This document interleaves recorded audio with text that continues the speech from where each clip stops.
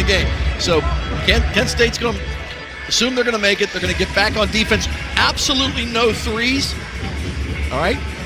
As you look at center-offs, pretty darn good in this situation.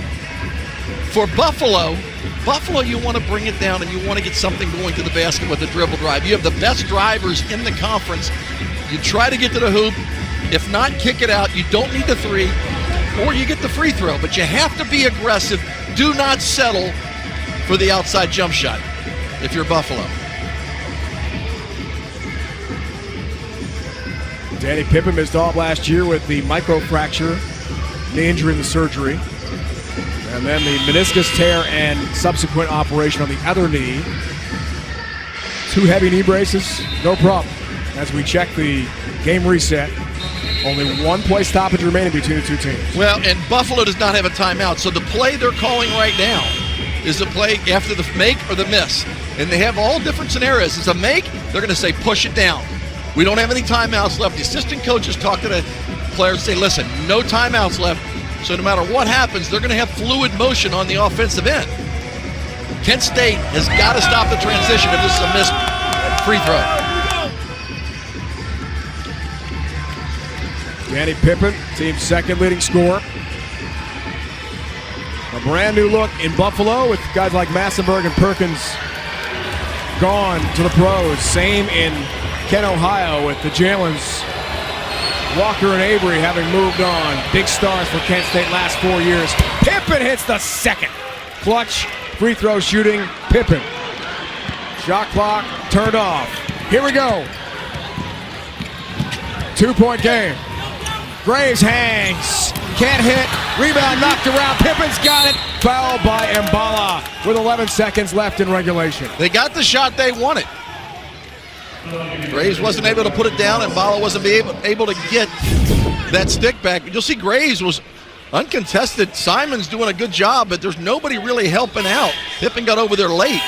That's just a missed shot. But there's still a lot of time.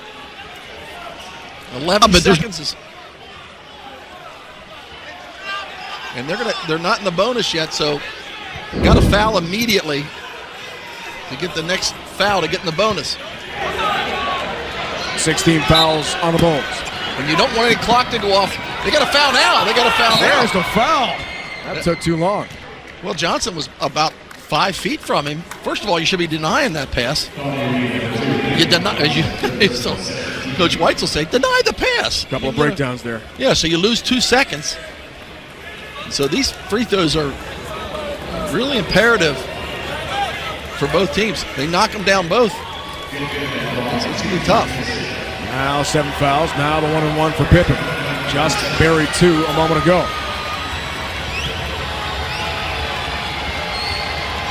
Junior from Detroit. Hits the first. Back-to-back-to-back jacks for Pippen from the line. So right now, if you're Buffalo, you realize you got to get down quick. If you're Kent State, you cannot allow them to get a 3. So you might even foul them and put them on the free throw line. So but let them get down. Let them get down into the front court. And as soon as they get near the 3, you foul them before that. And then you put them on the line. And then basically it's a free throw shooting contest for Kent State. Teams are out of timeouts. And now a 2-possession game, 9.2 seconds to go. A lot of time here, Steve. There's a lot of time, but if you're Kent State, this is their 2, that's what Senderoff's talking right now. Listen, guys, we got this game. It's our game to lose. When they come down court, I guarantee they're going to probably try to foul them if they get near the 3-point area. Put them on the free throw line. But you don't want to foul them too soon. Game reset. With 9.2 to go in regulation. Buffalo is 4 of 9 from the free throw line. Not a lot of attempts, not a lot of makes. Kent State has hit all 6 of its free throws tonight, the last 4 in a row from Danny Pippen. They'll try to win this one on the road, but we got a long way to go. Face guard and Jordan, they're going to try not to allow him to get the ball up court quickly. Here goes Jordan. 5 seconds. Monte Jordan off the glass and in. No timeouts left. You gotta have to foul fast here. You got to foul before the ball comes in. 2.2 seconds. Pippen's got it. Fouled quickly. 1.4 left in a 2-point game. Again, too much time. Foul on the inbounds. Well, and I think Jordan spent a little bit too much time, too. I know he was trying to draw the defense out for the three, and he did, and he got the easy bucket. But you got to score quickly.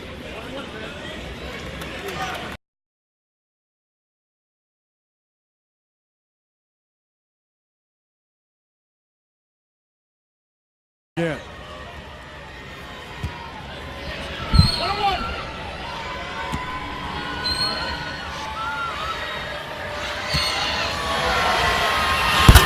Rattles it in. Well, he's played an outstanding game, Dave. I mean, he has done everything. And then to knock down these free throws, he's been clutch. Hit 6 in a row to try to put it away for Kent State. Up by 4, 1.4 seconds left. Johnson fires the baseball pass for Graves, who can't hit from midcourt. That is that. High five. Troy Simons and his coach Rob Senderoff had an impressive road win tonight, which is never easy to do in any league, especially the Mid-American Conference. How about the Golden Flashes as they knock off the defending champs 70-66? Well, Rob Senderoff got a little bit what he wanted, and we'll see what happens if this translates the rest of the year, but they played very, very solid defense and offensively. That's a huge win for Kent State. Pippen, 20 points and 6 rebounds, hit all 6 of his free throws. Updated standings. Kent State now 4-3. As are the Bulls. Buffalo's season best 4-game win streak is over. Kent State's season low 3-game losing streak comes to an end. A happy coach. We'll hear from Rob Senderoff with Steve Wolf next.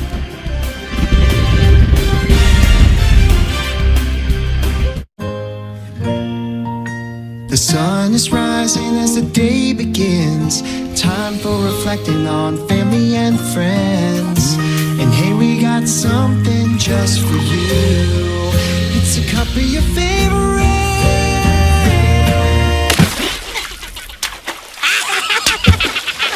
You dang woodchucks. With Geico, the savings keep on going. Just like this sequel. 15 minutes could save you 15% or more on car insurance. We can't make working out any easier, but we can straighten your teeth 3 times sooner than traditional braces. Go from this to this. Or this to this. Join over 500,000 satisfied grinners. No braces, no office visits, no paying a fortune. Start for free at SmileDirectClub.com. With the money I've made on Poshmark, I've been able to pay for all our family's vacations. I could pay for my wedding just on what I've made from Poshmark. I've made over $10,000 and I was able to buy my new car. Download the free Poshmark app now. It's always a 3-day weekend at Golden Corral, featuring Fish Fry Fridays, Prime Rib Saturdays, and Carvery Sundays. 3 premium nights all year long. You can't beat 3-day weekends at Golden Corral, the only one for everyone.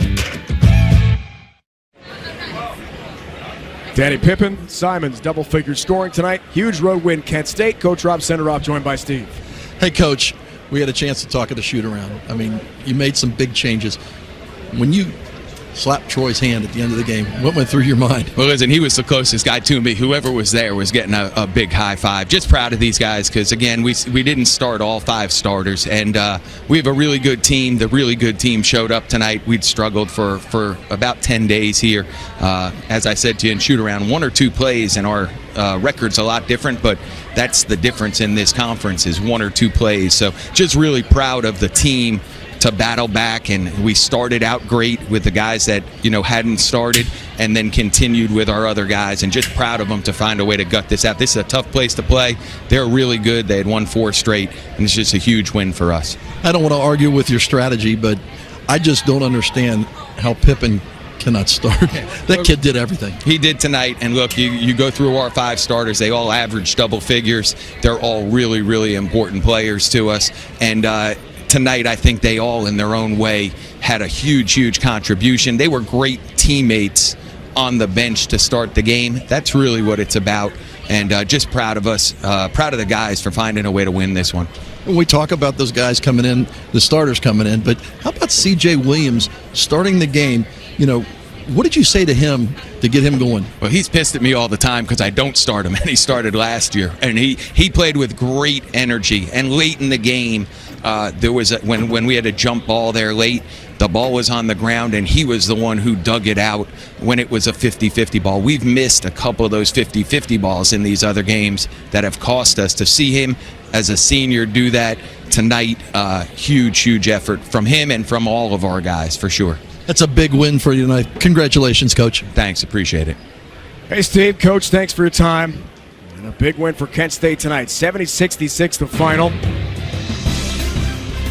Away from Kent, Ohio, it's not easy to win in Western New York, and they did that. 70-66 now for Steve Wolf and the entire crew. It's Dave Ryan saying so long. It's been a presentation of CBS Sports Network, the 24-hour home of CBS Sports. We're going to send you to hockey coming up. North Dakota taking on Minnesota Duluth. From the hardwood to the ice. Tonight's big story, 5 new stars, no problem for Kent State. They get a road win over the Bulls. North Dakota's Jordan Kawaguchi is having a career year. He's third in college hockey with 35 points, and he enters this one tonight on a 7-game point streak. Meanwhile, Minnesota Duluth defenseman Scott Perunovich leads his squad in points and assists. Up next, these two college hockey stars look to lead their teams to 3 big points in the NCHC.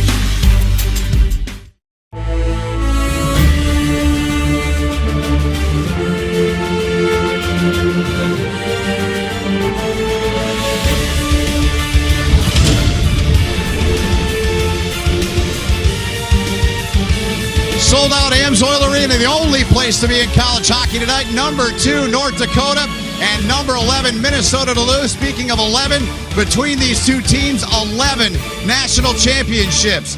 But what's of importance right now, North Dakota with an 8-point lead on Minnesota Duluth entering this matchup here tonight. So good to be with you and have you along for the ride here tonight. Jam-packed electric atmosphere. Dave Starman, Shireen Sasky down at ice level. My name is Ben Holden. Dave, they don't get much bigger than this in the regular season, and there are certainly some star players you're keeping your eyes on tonight. Oh, there's no question. You got 17 draft picks in this game. You probably got 5 or 6 free agents that are going to play in the NHL. So, big-time game. Watch on Shane Pinto from North Dakota. Real good power forward. Reminds me a lot of the way John LeClaire played in his days in Philadelphia, Montreal. He can put it in from anywhere on the ice. Noah Cates, really quick, good hard area guy, great in small spots, quick hands, and the ability to look off and go to the net is terrific. He is so much fun to watch and to play with. I'm looking forward to seeing Pinto play in person. We didn't see him last Friday. He was suspended. He is a treat to watch. Now, take us inside the game a little bit with a couple of things to watch out for these two teams tonight, Dave. All right, keep your eye on North Dakota. Their defensemen, their dive downs, their roll downs. One defenseman playing underneath the top of the circles, 4 low. They really get a lot of offense by keeping their defensemen involved. I love the way they play. Minnesota Duluth, as advertised, got a lot of wide lane drives, kick it to the middle, go to the net hard, layer their attacks, and Scott Perunovich can drive that engine really well. Scott Perunovich can drive the engine well, and then you got some muscle back there in Nick Wolf, one of the Bulldog captains standing by at ice level with our own Shireen Sasky. Thanks, Ben. Well, Nick, this rivalry is very intense. What are the points of emphasis tonight? Well, first half, we have to respect their talent. I mean, they're a hell of a hockey team, so we just have to stick to our structure, our game plan, keep it simple, and keep pucks going north. Thanks a lot. Ben, back to you. All right, Shireen, thanks so much. A jam-packed, sold-out crowd here tonight. These two longtime rivals. Last week, North Dakota took 5 of 6 points on the road. Minnesota Duluth swept at St. Cloud. They're looking to get back on the winning track. This is the 244th all-time meeting, and it unfolds next.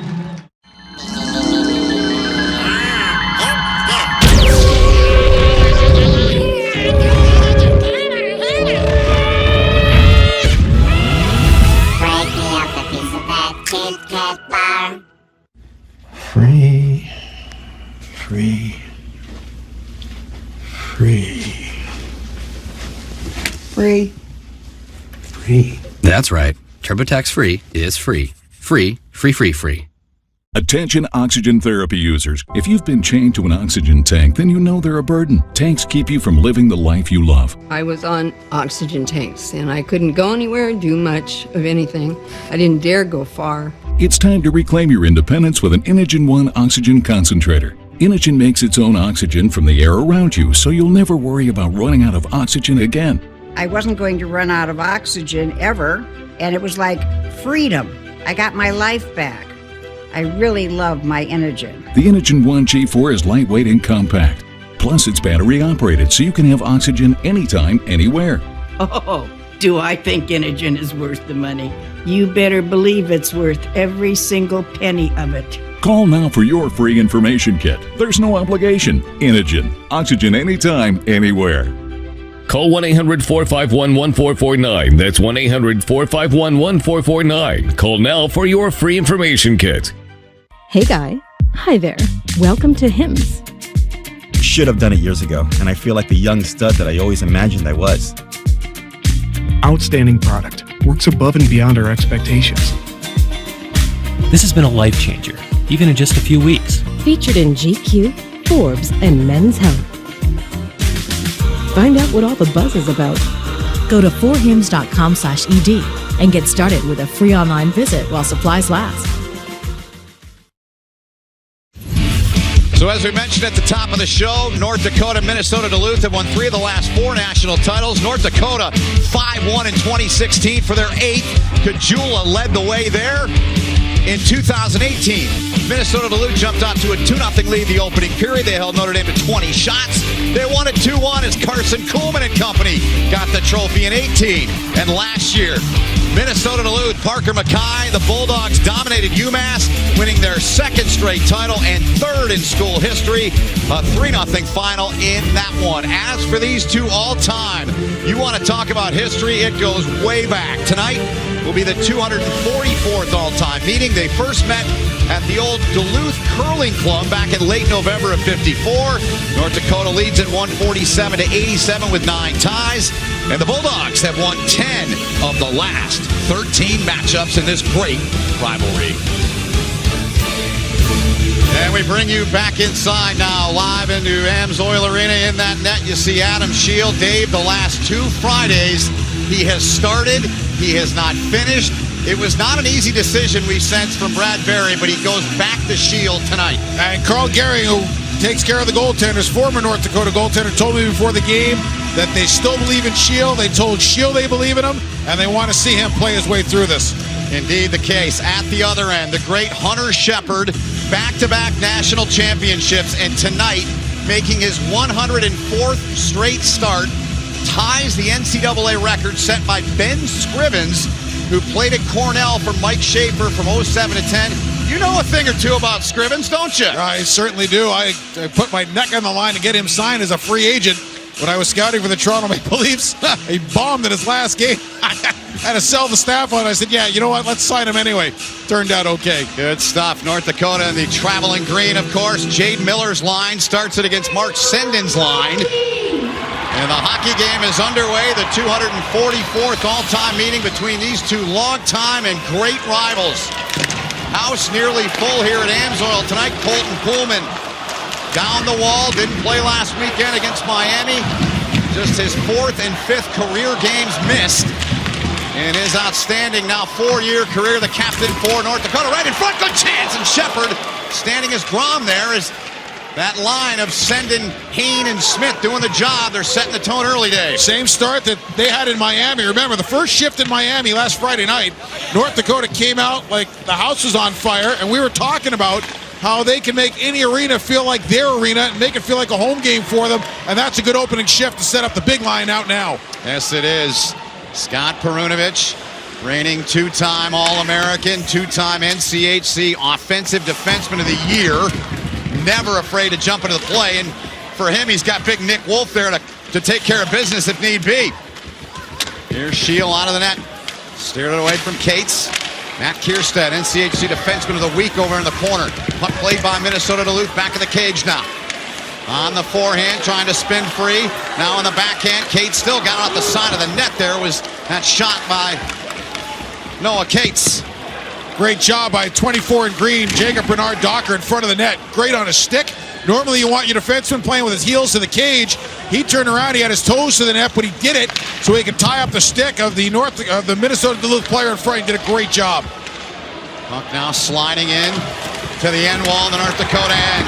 North Dakota is unbeaten in their last 8 on the road. They're 6-0-2. Fell behind in both games last week, 2-0. The game we did, they were down 2-rip.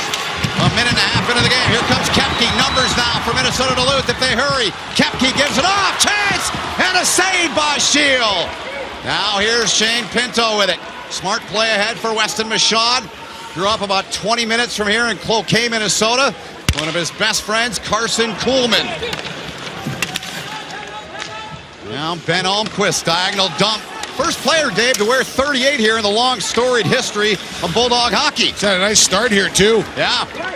Came in late, plays with a lot of Kobe Roth in him. Yes. Real smart player, good compete, really good shot, sees the ice nicely. Kobe Roth on that line with Jade Miller, the so-called third line for Scott Sandelin. Handled now by Sandberg. Got it ahead now for Kobe Bender, one of 2 Kobe's on the Bulldog squad. Pullman now on the backhand. Pressure there, got rid of the puck. Watch from behind there by the freshman Luke Lowhite, the Ottawa draft pick out of Minnetonka, Minnesota. Ottawa's going to like what they see out of him as he continues to simplify his game. The one thing he does is he likes to play with skill, and he's got it. But talking to the coaching side, Seal's got to be the second to 3 national titles here, but he was part of North Dakota's staff that won 2 when he was an assistant. Yeah, all this guy does is win. And yep. He's got a great ability to compartmentalize games and park weekends. And he talked about last weekend at St. Cloud State. Didn't like their first and second period Friday.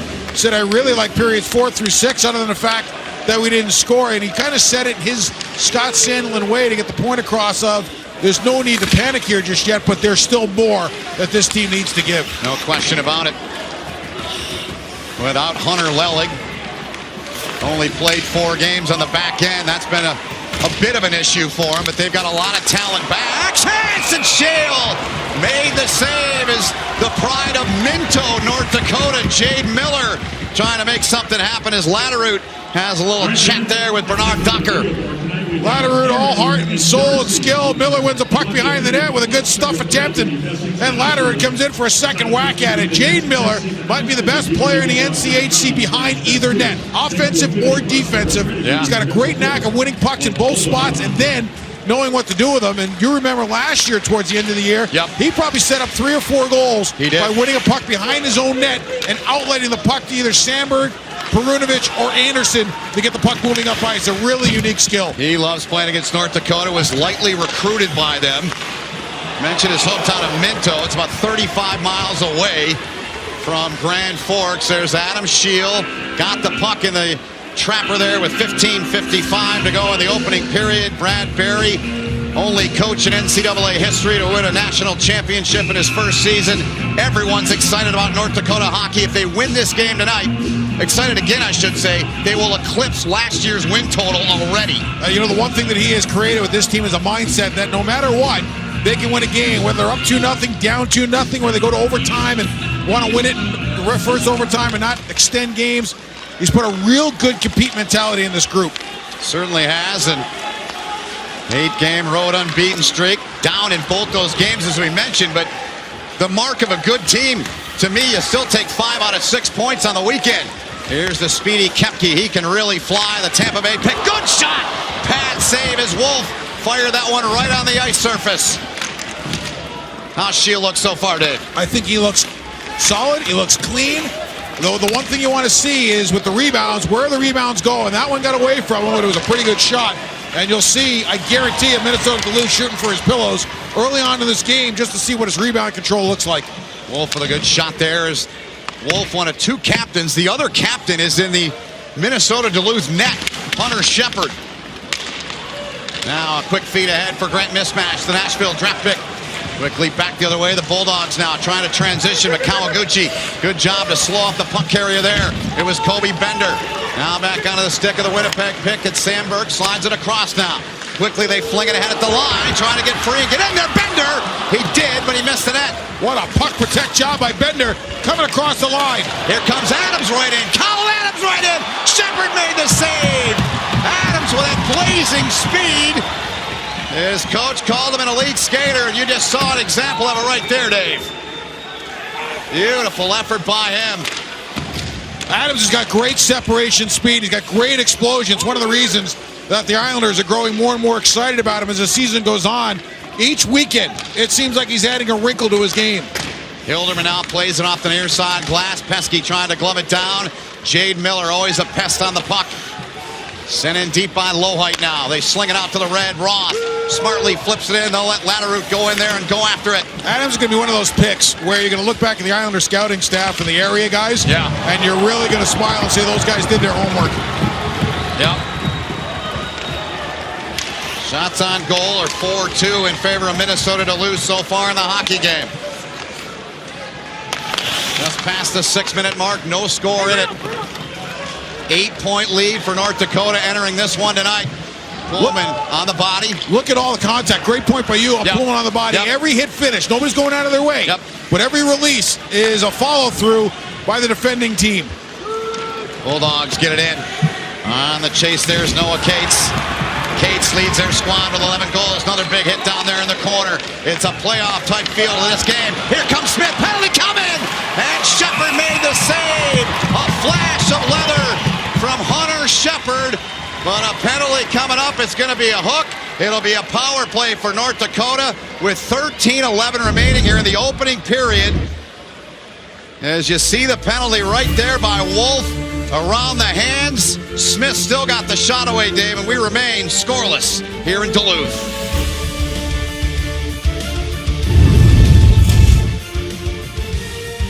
Memphis, the bell cow for the American. They have lived up to the hype in a big way. SMU, Memphis. Tomorrow on CBS Sports Network. It's the year-end sale at Mattress Firm. Come in and save up to $400 on America's best-selling brands. Like a Serta Perfect Sleeper Queen mattress, now just $499. You can also take home a free adjustable base with qualifying mattress purchase. Visit us at mattressfirm.com or a store near you to try your perfect bed today. These deals won't last, so hurry in. Your budget stretches further at Mattress Firm. Be in. Be in the paint. Be in the zone. Be in the huddle. Be in the upsets, buzzer beaters, and nail biters. Be inside the game. Watch Inside College Basketball after the game on CBS Sports Network.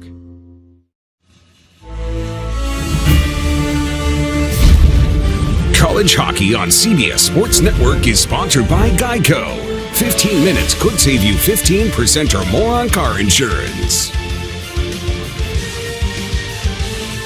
Well, you're in Duluth. Do a little curling, Dave. You notice something here with Colton Pullman. This is what sets it up. You got Weatherby here who's going to come by, but watch 6 in green who's over here in the corner. Pullman picks it up. Doesn't try to make a hard play. Gives it to Weatherby to get up ice. Now they're going with speed, and because of that speed, they can make a wide play, catch Wolf flat-footed, and draw the penalty. Colton Pullman with a really good 2-foot pass. Weatherby with a great read as the centerman low to come behind the net and help, and that's good defensive zone hockey. 136th career game for Colton Pullman. Product, of course, of East Grand Forks, Minnesota. The North Dakota faithful know that. And here we go now. An opportunity on the man advantage here for North Dakota. Their power play at 19.8 overall, but in the NCHC, 27.5%. 14 for 51. Back of the net now. And the puck is flung down the ice by Dylan Sandberg. Jade Miller telling us this morning they go about 8 deep on the PK. Remember last year how Minnesota Duluth, they were up over 90% for a good chunk of the year. Not there now. They did lose some pieces, but nevertheless, still a very sound group killing penalties. The same idea, though. They could get back up to that. They've got a lot of good detail in their penalty kill, and they're great up ice, and they use a lot of speed to scare teams into being a little bit more conservative at times. Here's Kierstead now. Gives it off for Kawaguchi. Kind of healed that one and trying to get it out. They healed that one. That was Matt Anderson. Kierstead with a good low shot, wristed one in. Kawaguchi now third in the country in points coming into the weekend with 35. Gets it here. Scored a power play goal last Friday at Miami. The game we had. Here comes the shot. Pinto off the iron. Off the side panel, I suppose. And another one he tries to throw in front. Pinto on it. Takes a look now. Kiersted's got it. Calmly on to Kawaguchi. Kiersted. Pinto wants it left circle. Kawaguchi want to go to him. Too much traffic.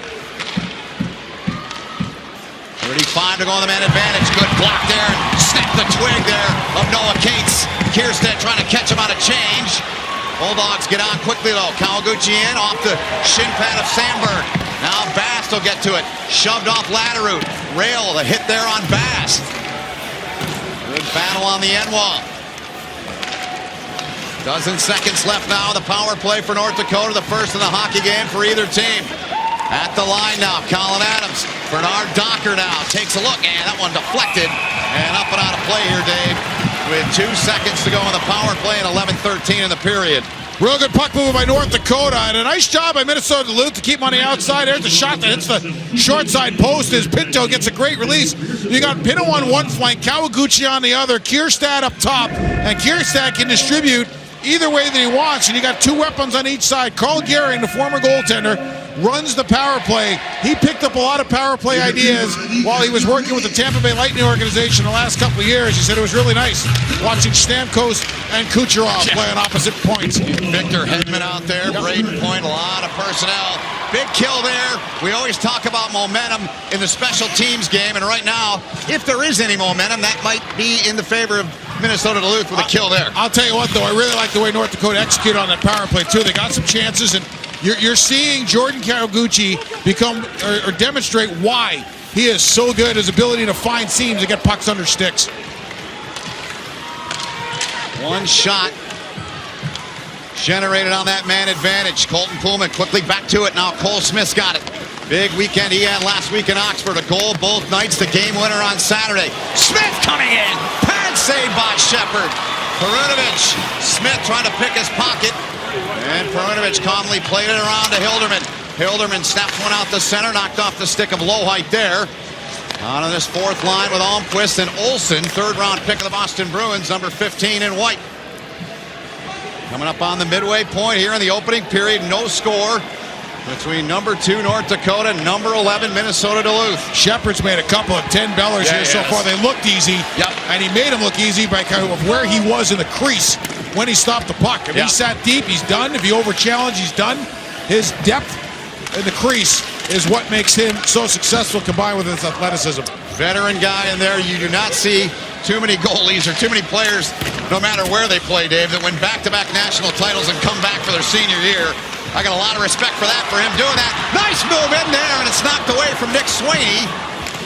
Last time I saw Sweeney in person, he was busy dashing down the ice, winning the frozen face-off in double overtime. Penalty coming up on North Dakota. Shepard to the bench. Wolf has it, lost it, pressured by Blaisdell, and touched by Bernard Docker. 9:19 to go.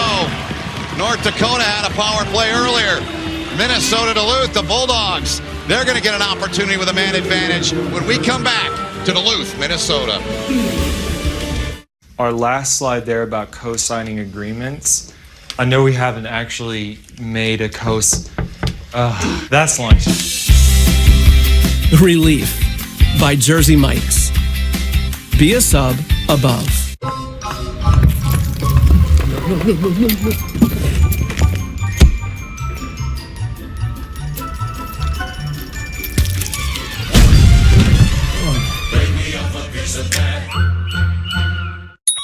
DiGiorno Rising Crust Pizza now has even more cheese. It's so cheesy, you'll need a pickup line to go with it. Like, did it hurt?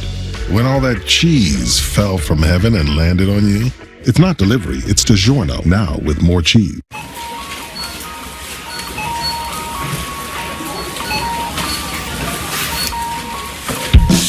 Cut to the Chase by Jersey Mike's.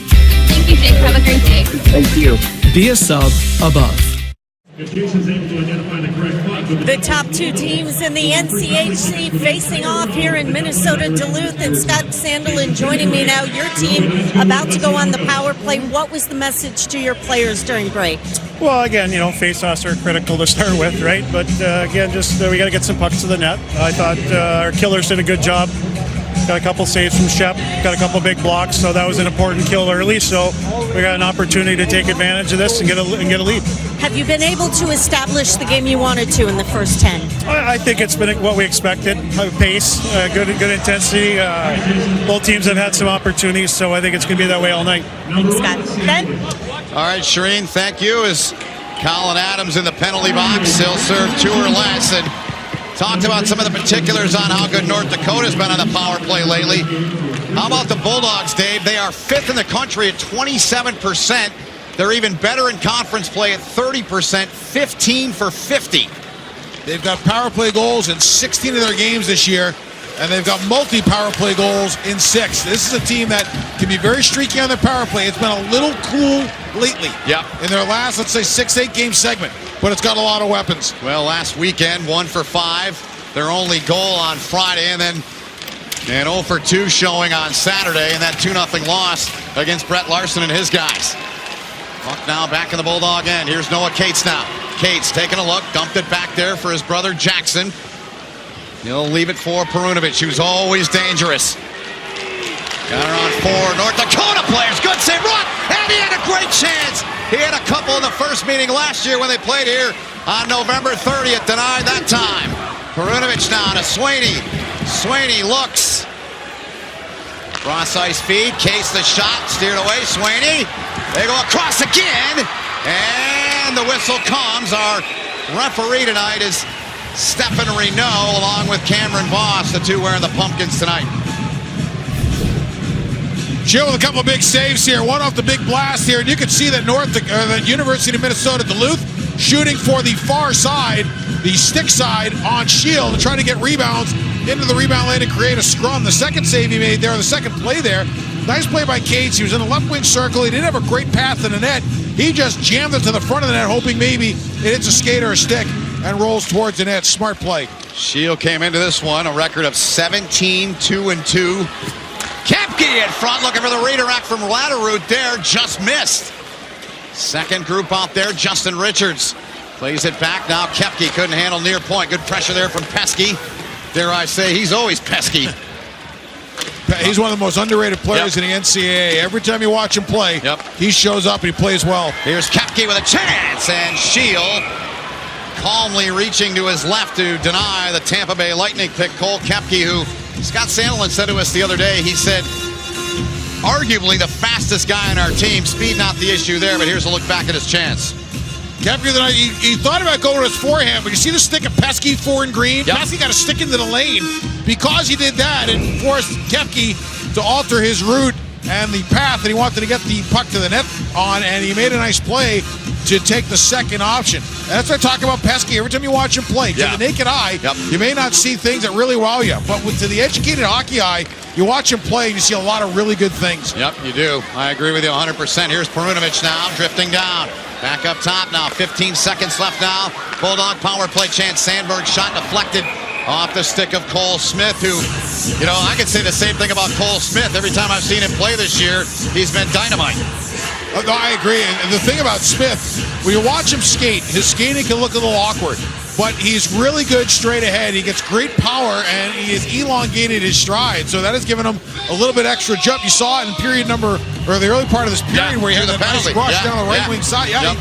He's got a good ability to explode and keep the puck on a stick, which is what makes him dangerous coming in off the flanks.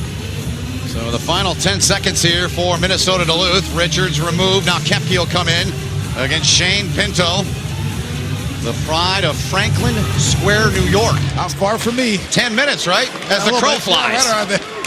You don't get anywhere on Long Island in 10 minutes. No, I know. I've been to New York enough. Not even across the street. And Perunovic that puck behind him. Dangerous plays. Guy that lives about 10 minutes from where I live, Colin Adams in Michigan, gets out and dumps it in. We can have some fun with that one. Islander pick. Yep. Michigan native. That's right. Yeah, he could get a lot of airtime. You got a lot of Michigan in you. Perunovic sends it in, slowed by Shield. Perunovic then knocks down Kierstead. That's an area that Scott Sandelin said the defensive and the physical part of his game is up this year, and you just saw it there, case in point. Love down by Bass. Jackson Cates on him on the body. Now Jordan Kawaguchi trying to get some space. Finds Frisch. Look out. Wolf knocked him down. Kawaguchi knocked down. Rail put him on his backside. Knocked him off the tracks. Looks like Minnesota Duluth opened up the can right now. That's right. Certainly does. Swaney now backhands one. Bass trying to glove it down.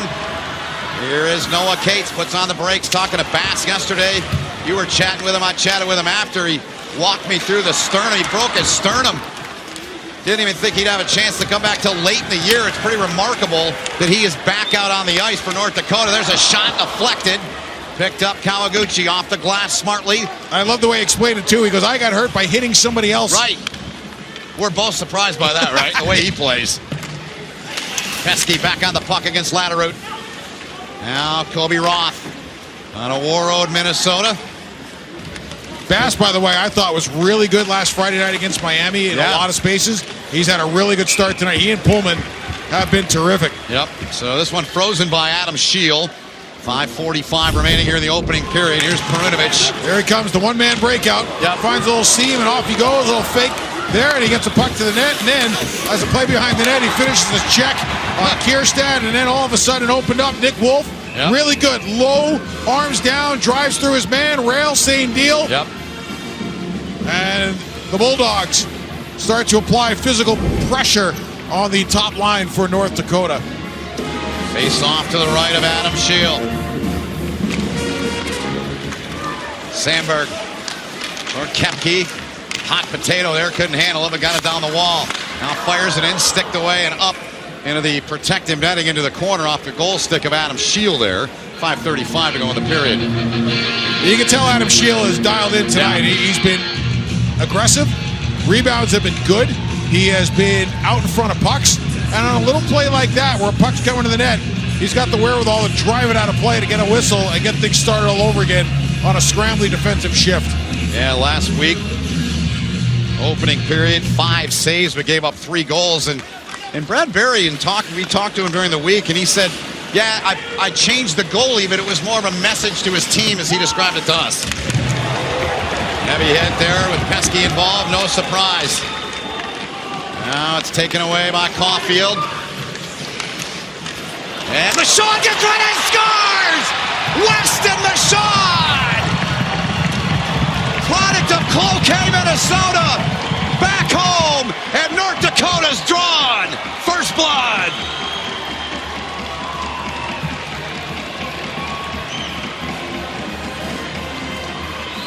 What did he tell us this morning at Morning Skate? One more kick at the can in the old building that he loved to call home as a kid, and then he just makes a great play by staying with it. Gets it on the inside of Rail here. Good use of the stick. He's between Sandberg and Rail. Cuts towards the middle, drags Shepard with him, and puts it up high. Michaud's speed, key to the play, never gave up on it. Goals in each of his last 3 games for Weston Michaud.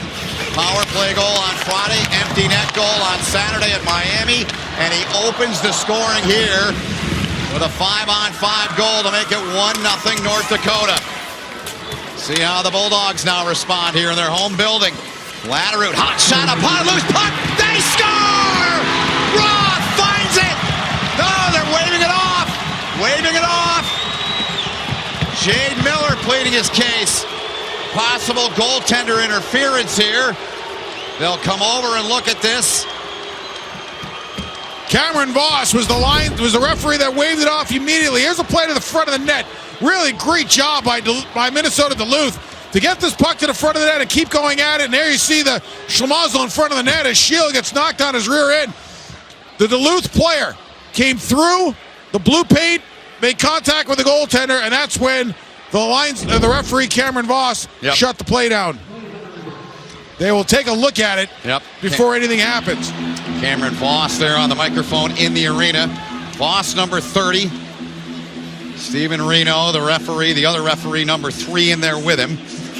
So the scoring play for North Dakota while they take a look back at this. Weston Michaud from Caulfield and Pinto. And here's a look back at the goal now, Dave, that they said no goal on the ice. The question becomes here as to whether or not the Minnesota Duluth player makes contact with the North Dakota goaltender without being pushed in. Now, he's trying to take an inside track here. You see how Bernard Docker put a little bit of a shoulder into him? Yeah. But here's the thing. Miller took an inside track to the front of the net by cutting into the blue paint. So as he's cutting into the blue paint, the contact with Bernard Docker, it becomes a little bit incidental. Right. Because there's not a lot of room to go. If Miller tries to take an outside route and Docker pushes him in, that's one thing. If Miller takes the route outside the crease and Bernard Docker pushes him in, that's another story. Yes. But he took the inside route into the blue paint to start, and that's what the officials will take a look at. Cameron Voss and Stephen Renaud. By the way, Renaud, interesting story. He wants to officiate in the next Olympiad. Nice. So he spends a lot of time during the season in Europe. Good stuff. Taking a look at this here. One more look. Roth with a goal, but again, immediately waved off. They're still taking a look at this down below. This overhead might be real good here. You know, here's the thing. I got news for you. Lay it on me. If you take a look at the way Miller came in, like I said, he took an inside track. Yep. But he took an inside track up above the crease and then moved into the crease as Bernard Docker closed it down on it. If you see it one more time, you see as he came up towards the top of the crease, 24 in green, Bernard Docker puts the shoulder into him, and that sends it towards the goalie. So what they're looking for right now to further this, where was the contact made, and how did the contact affect the goalie? Watch the player in white. He's outside the crease now. Now he gets pushed in. Right. And he gets pushed in the goal. You know something? I'll tell you what.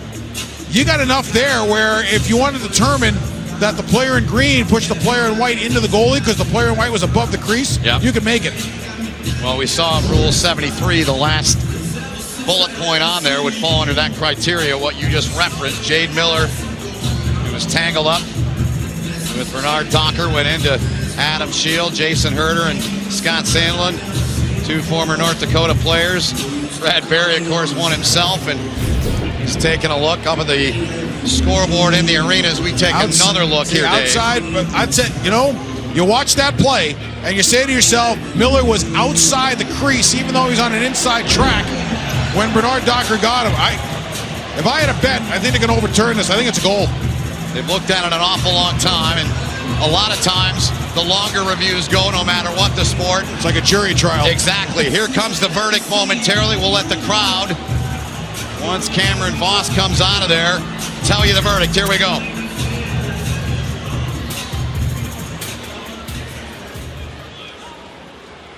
After review, the following ice is overturned. We have a good goal. So Kobe Roth, in his 7th game now against North Dakota, has got 3 goals, and he's tied this baby up. Jade Miller, that line, Scott Sandlin talked about him the other day with us, saying how good they've been, and they get the first goal of the hockey game here at Amsoil for the Bulldogs to tie it up. Remember, especially in big games, the shifts after goals for and against are the biggest shifts of the game. And especially here in the first period where Minnesota Duluth has played well, they get scored on, they come right back down, and they play to their identity. They go to the front of the net, they grind, they go to hard area, and they capitalize. And we just learned, and our fans just learned a great lesson. The more you watch the replay, the more different things pop at you. When we first saw it, we had Miller maybe through the paint on his inside track, and that was causing interference. You watch it a few more times, you realize that the evidence presented a good goal. Nice job by the officials. Well done. So a 1-1 hockey game with 4:25 and counting left here in the opening period from Amsoil Arena. Mismatch over the red, watched by Sandberg. Rail first back to it. Swings it back up to the near side. The goal assisted by Latterroot and Miller.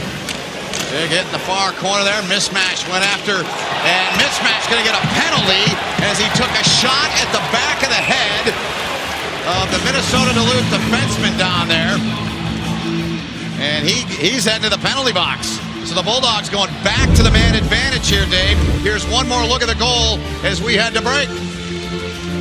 Weston Michaud at one end, Kobe Roth at the other end.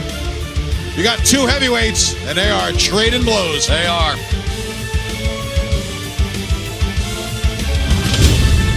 What to expect when you're expecting a new pet. Okay, Benny, we need to get you a crate, training treats, potty pads. But with Chewy's low prices, you'll find amazing deals on everything you need for your pets. Oh, even those toys? You can save on toys, food, treats, even your pet's prescriptions. What about leashes, a bowl, his ID tag? You can get it all at a great price. Even the shipping is free. So what are you waiting for? Start saving at Chewy today. Save 30% on your first order at Chewy. DiGiorno Rising Crust Pizza now has even more cheese. It's so cheesy, you'll need a pickup line to go with it. Like, did it hurt? When all that cheese fell from heaven and landed on you? It's not delivery, it's DiGiorno, now with more cheese. Help. Everyone needs it sometimes. And when it comes to something as important as taxes, it's good to have expert help on your side. I freelanced last year. What expenses can I claim? Let's take a look. People can be good at anything, even taxes. Intuit TurboTax. All right, so we look back at the play. Here goes mismatch in, Dave, on Louis Rail. I don't think there's anything wrong with that, but it's what he does after right here that draws the penalty. Yeah, you kind of can't do that. Yeah, you can. 1-1, 4:03 to go. Shireen has a special guest, a former Bulldog.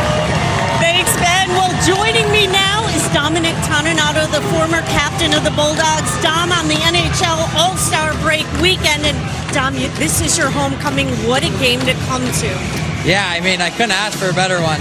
Great rivalry with North Dakota. The Dogs at home. Electric atmosphere. So excited to be back. We're glad to have you. Thanks so much. Enjoy the game. Thanks for having me. Ben? All right, Shireen, thanks. He and his former teammate, Carson Soucy, they recently met on the ice. Carson Soucy doing very well for the Minnesota Wild. So the Bulldogs with their second power play chance here. They're 0 for 1 at 4 shots generated on that first chance. Dave, what do you look for here on number 2? Oh, it was a good first win. Pinto takes the draw. His purpose was get out there, win the draw, get off. He does. And you get Smith out there with Sendin to get this power play or the penalty kill started 30 seconds less. 8 different power play scores for Minnesota Duluth. Here comes Sendin, though. He's thinking shorthanded goal. Sendin comes in. Good work. I've enjoyed watching Sendin since day one when I saw him last year. He's just a hard-nosed, honest hockey player. Does a lot of little things really well. Out there on the kill for Brad Berry's group now. And a great play by Prunich. Good stick by Smith, though, to chip it by Jackson Cates. Now Cole Smith, he has North Dakota's only shorty of the year. Number 26 does, the big boy out of Brainerd. Now Smith smartly brings it back out, plays it back for Kierstead. And for another guy that can get it done on the kill, Dixon Bowen. Olsen in there, kept it away. Weston Mashaw's got the North Dakota goal. Gave them the 1-0 lead earlier in this period. 50 seconds left now in this man advantage. North Dakota doing a great job on this kill. 87.5% they were coming into the hockey game. Sandberg now takes a look. Pesky over there first, beating Olsen to it at the hash mark. Back behind the net now. Loose puck. Michaud got a stick on it. Gavin Hain now plays it free to Pesky. Pesky will wind up and drive her down 200 feet. Under 20 left now. The power play chance here. Richards gains the line. Latterroot nearest to it. Good job by Hain to get over there. Outstanding work here, Dave, by North Dakota on this kill. Literally nothing for the Bulldogs. North Dakota's been good up ice. They've been contesting the entries, and they have forced Minnesota Duluth to go station to station when they've had the puck. But their speed, their buzz has been pretty good and has not allowed the Bulldogs to do much here. Puck back inside of the Bulldog end. Trying to get free, Jared Hilderman. His dad, a former football player at North Dakota. There's all kinds of ties between these two teams. Whether it's family members that played at North Dakota, played at Minnesota Duluth, or the opposite, there are a ton of them. And the two head coaches, Brad Berry and Scott Sandlin, were roommates when they played for the Kalamazoo Wings. Yep, puck picked up in front by Colin Adams. Adams now comes out with Kawaguchi. Good stick there. Good work by Matt Anderson. He's always been the guy that's been just under the radar, unheralded, just goes out and works, does his job. What Pesky is to North Dakota, Matty Anderson is to Minnesota Duluth. Same kind of player. Doesn't show up on a scoreboard a lot, but does a lot to prevent the scoreboard from changing. He does. Of course, on the back end, last year, the Bulldogs from the championship team lost Mikey Anderson, lost Tufte, lost Mackay, lost Peter Krieger. Here's Bernard Docker ahead for Caulfield. Couple of draft picks. Weston Michaud, heavy collision there with Wolf. Wolf is not going to lose many of those battles. He is a big young lad. And then coming in, laying the body on him there. It's like running into a telephone pole with a helmet. Right, Caulfield. Pinto! Oh, he just got knocked down with parallel on the hit by Wolf. Hungry like the Wolf on that one. He was seeking that out. He was really vocal yesterday. He was really vocal at practice this morning. He was really vocal walking around the hallways. He was so dialed into this game, he couldn't wait for it to start. Pinto just went right back at him in the dying seconds here of the period. Now Pesky, time's going to run out. Hayne tries to get it away, can't. Kepke took him down, and we're not done yet. Perunovic in there on Hayne, and Kepke gets back in there. I didn't think this was going to be over anytime soon after what happened there right at the end. And now the linesmen get in there to try to separate. Jeff Schultz, number 55. Brandon Schmidt, number 36, earning their money here tonight, Dave. And here's the hit. There's Wolf as he angles his way into Michaud and takes him out of the play. Here comes Pinto, and watch out. It's a dented Pinto right there. Absolutely. And now Kepke just keeps going, and like I say, it's one tough customer. Yes. Great hockey game. Don't go anywhere. A lot coming up. After 20 minutes, Shireen will have a ringside player interview. We'll have a profile of Minnesota Duluth goaltender Hunter Shepard. And Dave and I will have first period highlights analysis and our usual hijinks and antics up in the booth here from Amsoil Arena. What a hockey game we've got here. 20 minutes in the books. That's the end of the first period. Michaud made it 1-0 North Dakota. And after a review, Kobe Roth. That one counted 1-1. You're watching the NCHC on CBS Sports Network. 24-hour home of CBS Sports.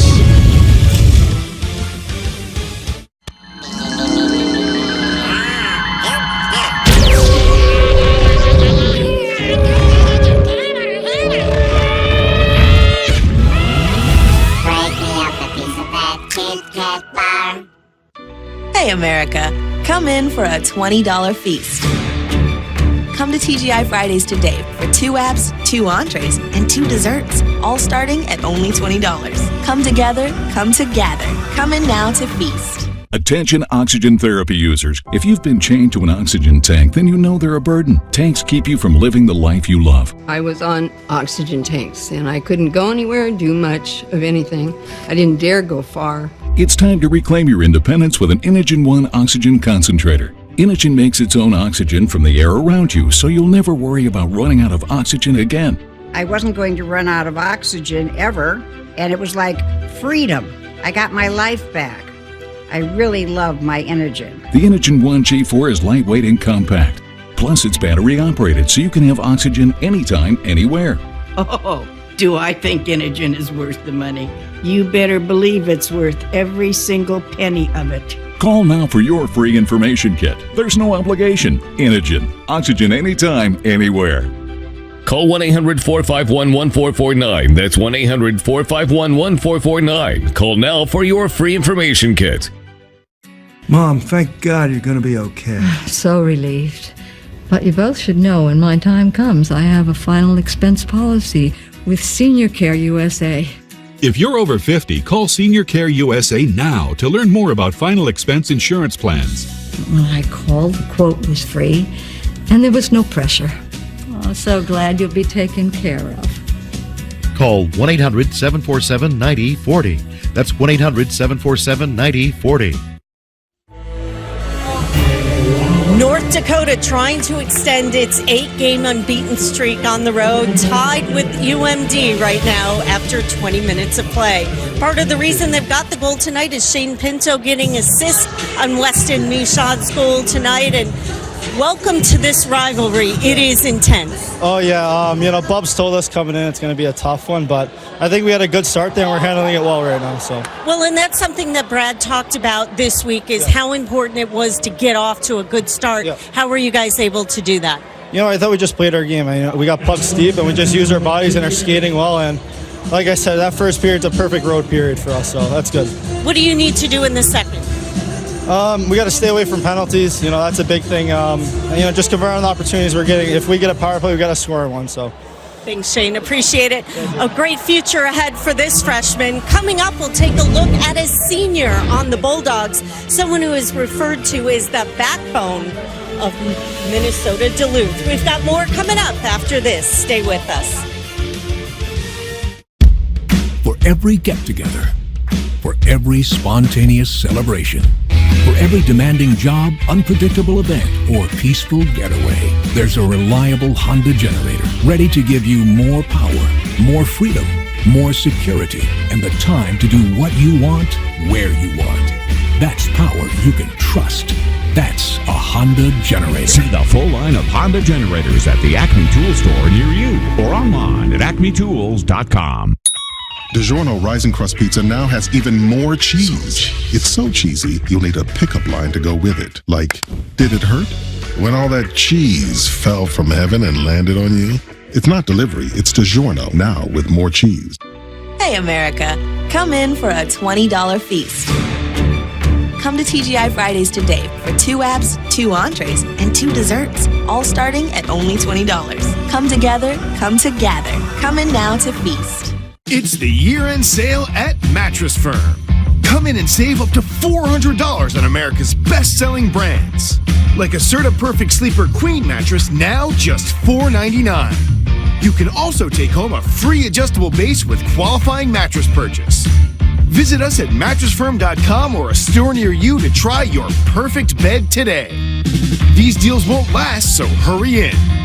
Your budget stretches further at Mattress Firm.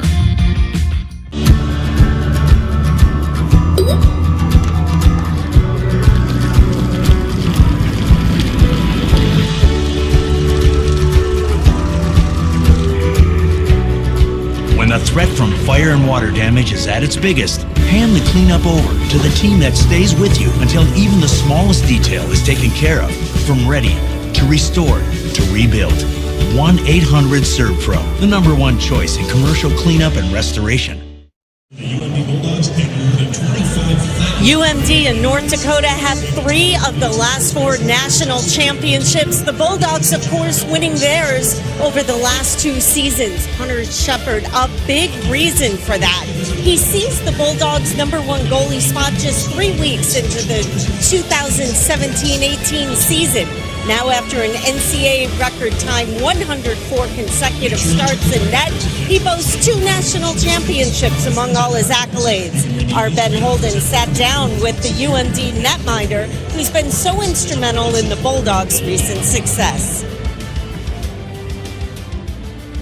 The numbers I have, 8-0 in the NCAA tournament, 2 national championships. Why did you decide to come back this year? I just think we have a special thing going on here.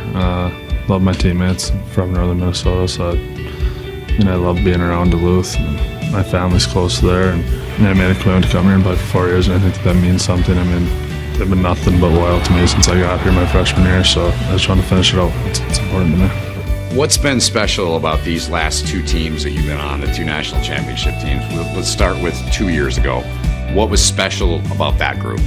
The first half of the year, we weren't that great. I mean, going into the second half, our backs were against the wall.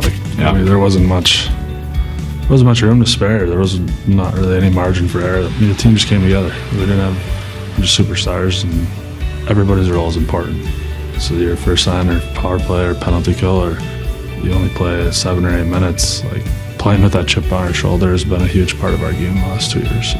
What do you feel makes you the leader that you are? Just I don't try to be something I'm not.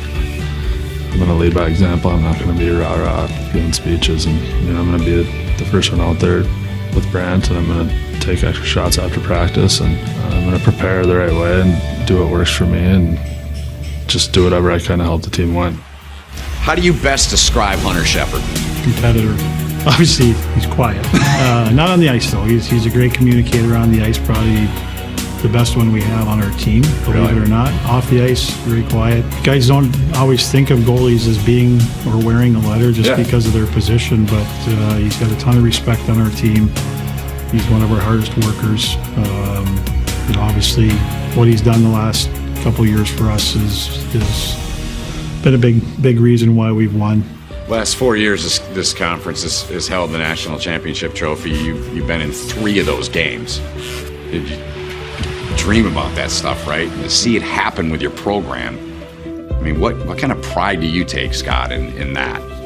Well, I think I really appreciate those things more, because there's been some tough years too. And you know what, I think you got to learn from those, and really, truly, I really appreciate the good moments, and certainly, winning is pretty special. Do you think this group can do it? Yeah, obviously. I mean, it doesn't matter who we have. I mean, I love the guys we have in that room, and I don't see why we wouldn't be able to. I think every year that's a goal for everybody. Last couple of years, obviously, we've achieved that goal, and this year we've got some guys coming back, I think, that want to hopefully put ourselves in a position to do that again. And the Bulldogs hoping for a three-peat this season, while the NCHC hoping a drive for 5. Ben Holden and Dave Starman break down the first period of action when we return from Duluth, Minnesota. Stay with us. Come on, hurry. Dad, come on. Thanks, Dad. All right. Yeah, thanks. Quality time by Jersey Mike's. Be a sub above. Hey there, I'm Lonnie from Lonnie's Lumber.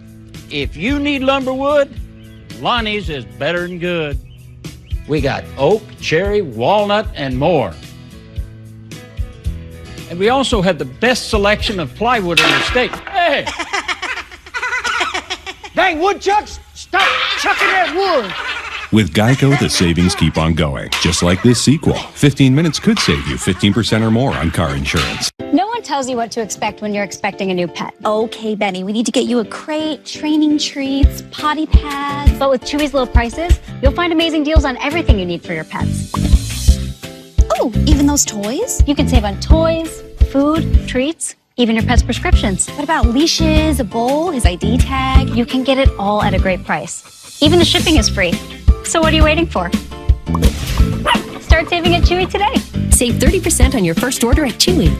If only there was a place nearby you could get one of these. Or these. Good thing they're sold literally everywhere business is done. I'm pretty sure you could buy them at a bank. Not sorry, Reese's.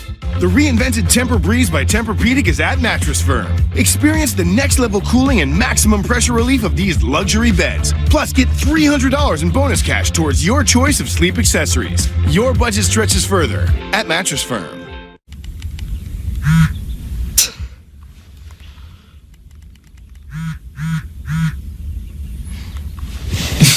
Yeah, let's go. Connection by Jersey Mike's. Be a sub above. 1-1 our score after 20 minutes here inside of Amsoil Arena between second-ranked North Dakota and 11th-ranked Minnesota Duluth. Great to see you and be with you alongside Dave Starman, Ben Holden, Shireen Saski downstairs handling all the things at ice level. And Dave, pretty good period. This thing's got a playoff feel to it. It certainly does. Every time these teams play, it's got a playoff feel to it. It's like we like to say, it's another typical night in a nacho. It's a hard-nosed game, and two heavyweight teams playing. I love the pace of this game. I love the physical aspect of this game. I like the fact that both teams are playing in control, and yet the physical play was evident. No question about it. Great album by Rush. The moving pictures from the opening 20 minutes of play. Dave, walk us through those and what stood out the most in your eyes.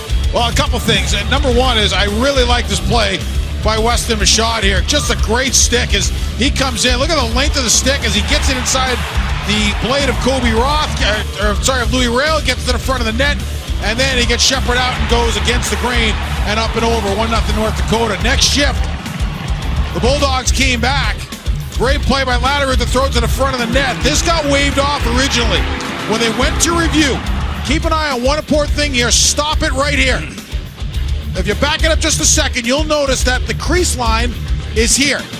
When the puck is outside the crease line, the player's outside the crease line. Now, roll it through, watch where the contact gets made. Outside the crease. Yep. So Bernard Docker knocked Miller in the shield when Miller was outside the crease. Therefore, originally it was called no goal. They had enough evidence to overturn their call and call it a goal, and I thought that it was a great call that they got it right. Watch again. Outside the crease, even on an inside track, White collides with Green, and Green knocks Green into the crease. And our numbers through 20 minutes. Neither team able to cash in on the man advantage, and 3 total opportunities. North Dakota with 1, Bulldogs with 2. Anything else grabbing your eyes from this page? Not from the page, but I just think the pace of the game was exactly what we thought it was going to be, and I thought both goaltenders were really sharp. Don't go anywhere. Middle period of play coming your way here on CBS Sports Network. You're watching the NCHC on CBS Sports Network, a 1-1 game between number 2 North Dakota and number 11 Minnesota Duluth. Work. There's all kinds. There's the work we do in the morning, the work we do in the dead of night. Problem-solving, world-changing, mind-bending hard work. It's what drives us to lead the way, unwilling to quit. Because the work we do, it's bigger than us. It's work worth doing. Do you feel sluggish or tired throughout the day? Have you ever thought the problem could be your liver? My liver? Your liver cleanses your body of things like too much food and drink. And if it's all clogged up, you feel sluggish and tired. But there is something you can do. Take Liverite Liverade, the natural dietary supplement just for your liver. Liverite helps your liver work properly so you can feel more energized. Cleanse your liver. Feel the energy. Live right with Liverite. Thanks, Liverite.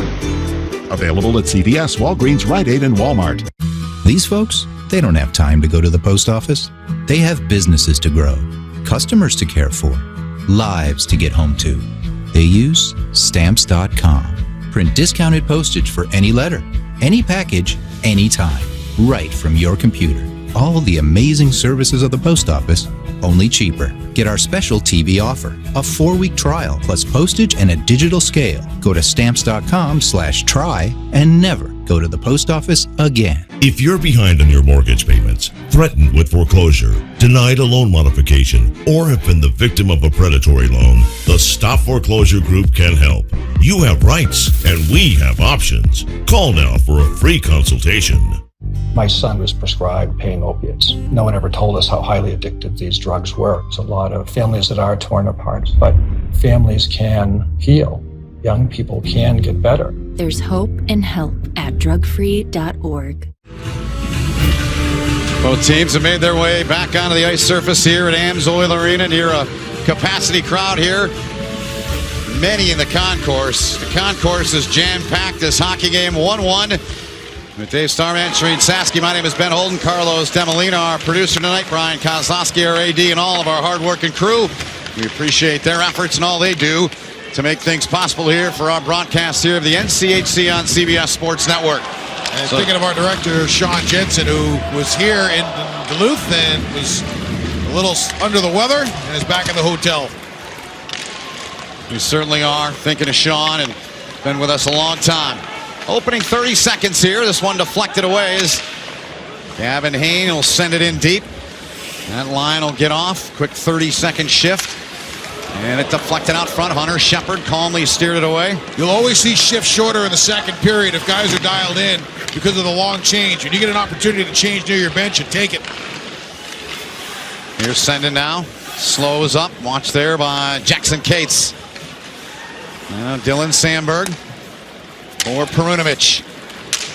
Kawaguchi and Mismash. They both miss on the smooth skating Perunovic. His feet are real and they're spectacular.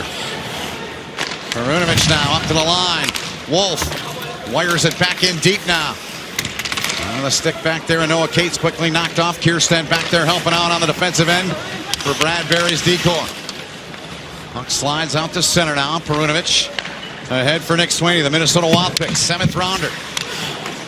Trying to get it in deep off the shin pad of Grant Mismash. Wolf trying to keep him away from Rail. Able to get it in on the Bulldogs here. Another smart play by Louis Rail. Had the puck just outside of the blue line. Quick puck moving up. Kate's able to bang it in. Good change for Minnesota Duluth. Louis Rail just processes the game in a really good way. We've been around now year 7 of doing this great conference, last 4 national championships. It's fun. You talk about guys like Louis Rail and the progression we've seen him make year after year. Steered away by Shield there. Fast on the puck, though. Went to Justin Richards. Defensive forward of the year last year in the league. Didn't score a goal the year before. He increased his point total by over 25% from the year before. Last year, he did that. You think about some of those guys that just got better every year that flew under the radar. You think of Marcineau at Denver. Yep. The kid nobody ever heard of. Yeah. played a big role in Denver winning a national title. Yep. Well, Lucas Savages.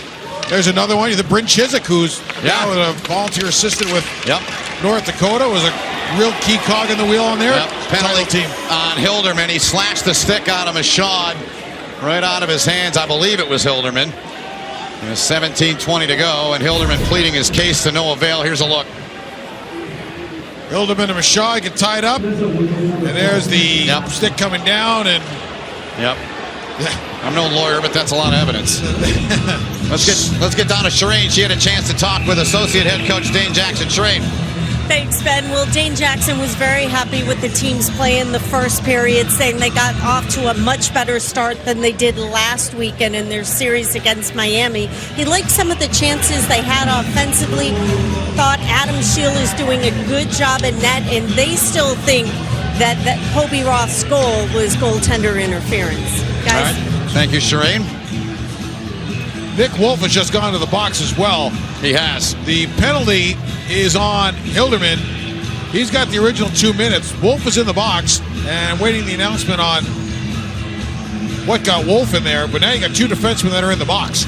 Now, Minnesota Duluth tends to run 5D as opposed to 6 on a full-time regular basis. And now you got 2 of them in the box. We'll get the calls. Get it sorted out. 17:20 to go here in the middle period. North Dakota goes back to work here. Power play chance for them. In the opening period, 0 for 1. Got a misconduct at Hilderman. No, Wolf did. My apologies. 10, Yeah, he did. He didn't finish either game last year up here. Kirstead bombed a shot in, blockered away by Shepard. And down low, Pinto thought he had one. But the KG veteran, Hunter Shepard, sniffing that baby out, Dave. Oh, don't forget, Hunter Shepard was a great baseball player in his younger days, and it has made a huge difference on how well he catches the puck. Kierstead drives it. The rebound comes out. Weatherby and Pinto both there, and Weatherby with a quick turnaround and the great snatch of the puck by Shepard. So Nick Wolf, the 10-minute misconduct for chirping at the refs. It's not going to make Mom happy. It won't make Mom or the coach happy. I don't know who I'm more concerned with in that one. The mom or the coach? And over the line, Pinto left it there from a shot. Bulldogs get to it, send it down. Koepke will stride back down. Scheel calmly plays it, keeps it away from Koepke. Serves that baby up for the speedy Matt Kierstead. Up the middle of the sheet he goes, the Elk River, Minnesota native. Lost the handle and then collided with the linesman, Brandon Schmidt. Couldn't get out of his way. Hate when that happens. Brandon Schmidt, a good official in this league, and Mike Schmidt, a supervisor of officials. Yep. His dad.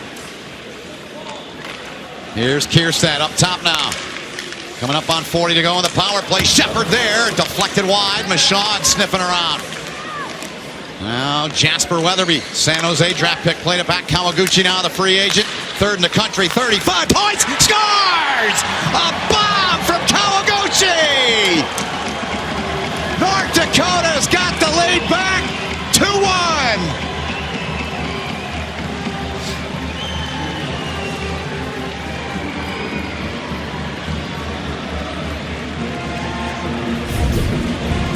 Wow!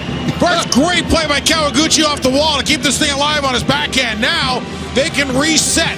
Weatherby gives it back to Kierstead. Kierstead now can play catch with Kawaguchi to get Kawaguchi set up. Kawaguchi gives the puck to Kierstead for the express purpose of getting the one-timer set up and getting into a better position. And look at the rise in velocity on the shot by Kawaguchi as he hits short side over the glove of Shepard. So Kawaguchi getting that goal, continuing on now on an 8-game point streak. In the streak, 6 goals and 8 assists for 14 points. Came in second in the country in points per game, third in total points, Dave. 12 of the top 20 players in the NCAA in points per game are drafted players. Number 3 is Kawaguchi, and he's the undrafted one. And I got news for you. There's a lot of scouts here watching their team, but there are a lot of guys here in free agency, and he is the #1 star of their show. Kawaguchi let this rip. Keep an eye on this. Kawaguchi gets the puck here and just rifles it. Didn't waste any time. And younger players that are seeing that at home, that was really the key. He gave the puck to Kerstad when he had it on a stick. He had it for a second or two. Couldn't get a shot because there's no lane. So he moves it back to the defenseman for the express purpose of A, clearing the lane, and B, getting himself set to release that one-timer. And that's smart hockey, and that's why he is a highly coveted free agent. So Kawaguchi at 4-12.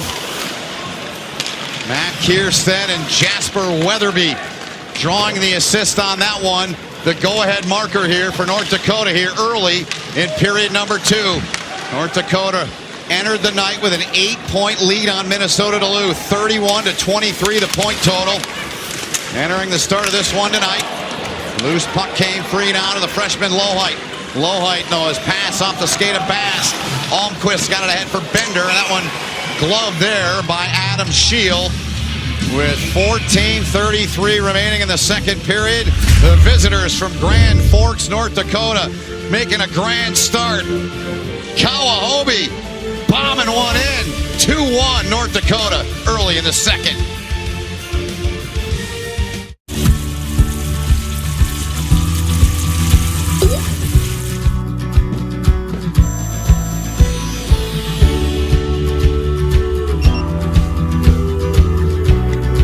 When fire and water threaten your home, hand the cleanup over to the team that stays with you every step of the way in your journey back.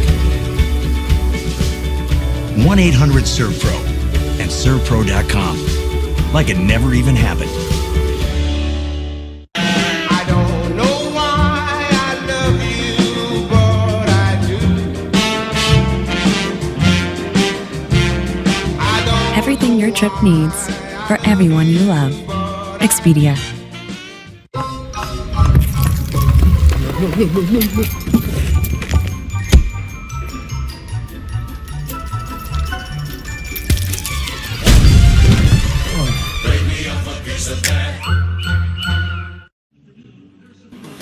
Well, tomorrow at 1:30 Eastern, full slate of college hoops, starting with Army at Navy, followed by SMU, taking on 20th ranked Memphis. And in primetime, New Mexico battles Nevada, only on the 24-hour home of CBS Sports. You know, I once coached in Memphis.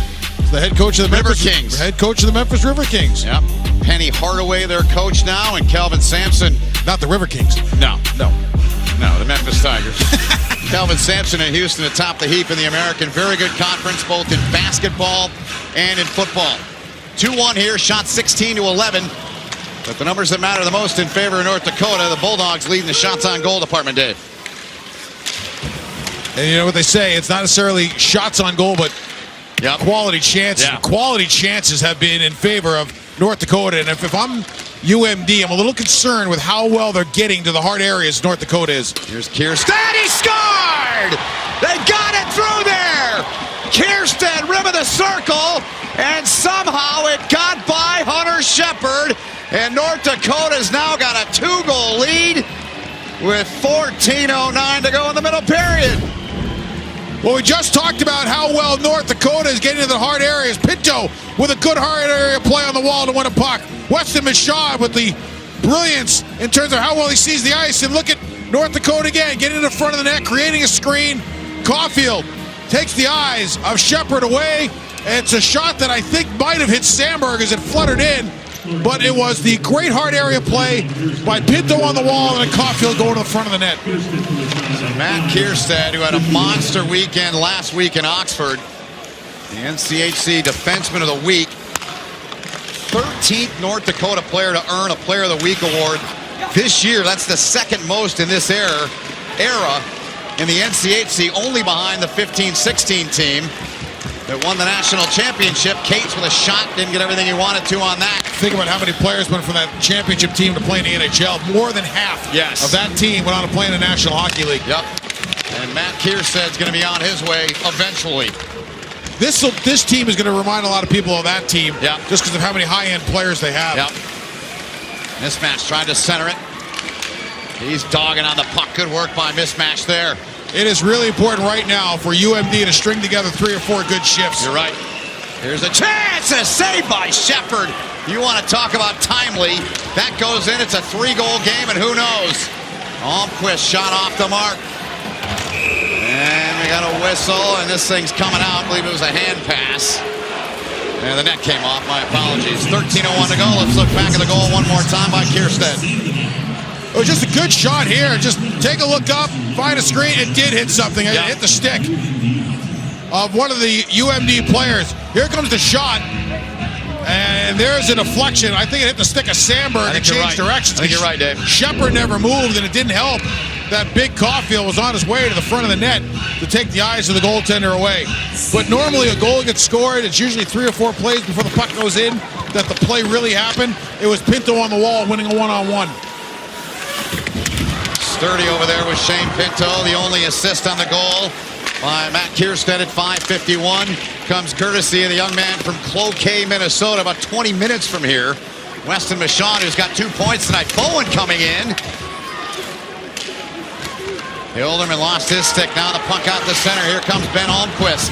Almquist into the line. Frisch watching him. Good shot there down low.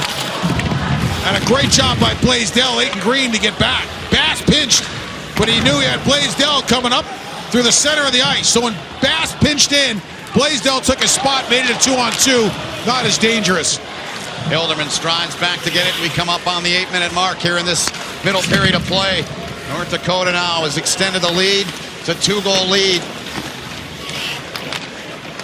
Gavin Hayne trying to get it free. Got it ahead for Sendin, but he's squeezed off by Kobe Roth, who has the only Minnesota Duluth goal in this hockey game, and it came at 15-17 in the opening period. On the tape of Jade Miller. Miller comes in, trying to drag it around Kierstead. Good play by Matt Kierstead. Got it for Cole Smith now. Smith for Hayne. Hayne back to Smith. Got an open man in front! And that was a great opportunity there. Sendin could not put it away. Tried to send it in, but he couldn't. Miller now. Got it for Latterute. Send it, Dave. Bulldogs need to put together 3-4 shifts. Trying to climb back in this thing. And they got a chance, but not a great shot. And North Dakota's not letting them, A, get a great A, and B, not get a second or third kick at it. They have done a really good job, North Dakota has, at taking away the center of the ice. Now, we've talked about Minnesota Duluth. They're a wide lane team anyway. But penalty coming on rail. Yeah, but North Dakota's just not letting UMD get through its speed. Pinto looking back door, looking for Pesky, who pinched in. Bodies hitting the deck. Michaud out there, and finally it is touched by Justin Richards. And it's going to be a power play coming up. North Dakota's going back because of this, Dave. Rail stick out. Originally, I thought it was the stick in the knees of Caulfield, but I think it was more the right arm of Rail on the shoulder that helped it. Nice defensive play by Hildeman. And watch Bass, 2 and green, right here. He jumps in. Yep.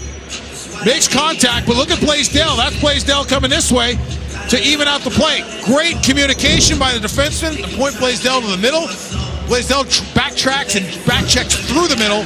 Takes away the trailer, not the puck. Gives the puck to the defenseman. Well done. Third power play chance in the hockey game for North Dakota. They're 1 for 2 thus far in the game.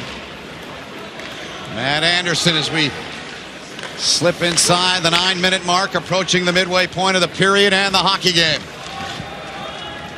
Kierstead looks both ways, trying to get this thing set up the way North Dakota wants. Laid back. Shane Pinto, Kawaguchi. And Kawaguchi's left skate. He was trying to let Pinto go behind him there, but just couldn't do it without staying onside. A minute 27 ago in the North Dakota power play. I've heard a lot of people talk about what they'd like to see on the offsides rule, and that is, it's one thing if one foot is inside the zone before the puck comes in. Yep. The back foot has to be down for it to be a legal play. But sometimes, a forward will lose his balance. He's not trying to gain the zone, just his foot is up. And a lot of people are saying if the foot's in the air, as long as it is in an onside position, let the play go through. In favor of that. Yeah, it just keeps the game moving. Yeah. I think it takes the ticky-tack out of it. Yep, with you. North Dakota now, 70 seconds left now in this man advantage. Adams. Bernard Docker trying to pinch Sweeney. Brad Schlossman, who covers North Dakota for the Grand Forks Herald, said to me before the game, the second power play unit, the one on the ice now, is due. They've been good in practice. They're due to click. They've talked about making an impact. The biggest problem for them is the first power play unit's on the ice a lot. Right, and they tend to score a lot. Yeah, right. But it's really, they got two units that really, Dixon Bowen was talking about it yesterday. That second unit really likes to push the first unit, and that second unit trying to make some hay for themselves as well. Here's Michaud. Weston Michaud open the scoring. He's got a multi-point game here. Koepke, this one gets inside of him, comes in! He scores! Cole Koepke! Breaks in, short-handed. One-shot game again. The Lightning pick was lightning quick on that one. 3-2 now.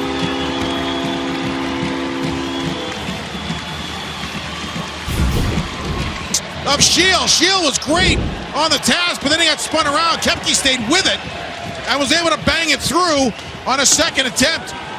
UMD did a great job at the line to slow the attack. I love that airmail out of the zone, and it finds pay dirt. And for Cole Koepke, the sophomore from nearby Hermantown, Minnesota, career high in points as Weatherby's shot deflects and goes up into the netting. And for Minnesota Duluth, Dave, Hunter Shepard's loving that. The Bulldogs, their fifth shorty of the year. Koepke with great speed as he drives it in. Look where Shield is. He gets paddled down. Yep. Is a little outside the post on his back leg, but it's okay. But he got spun around because of it. We're going to show you that again in a little while. I'm going to show you the point about how the outside leg was out there. The positioning was fine, but it was the back leg when it got caught on the post didn't allow the goaltender Shield to push across cleanly and be able to keep his balance forward and be strong in front of the net. So the lone assist on that shorty at 10:44 by Koepke goes to Scott Perunovich now. And Minnesota Duluth back to full strength. They've taken 16 minutes in penalties here so far tonight. Came in averaging 13-2 a game. Back to 5-on-5 here, 8:40 to go in period 2. I know you're playing a team in North Dakota that doesn't take a lot of penalties, so you're playing with fire. Yep. Because you know the special teams battle is not going to go your way in terms of advantages. Yep. So Smith, Hain, and Senden out there. Cole Smith trying to truck along, and it's sent back down the ice, and it's going to be an icing call here.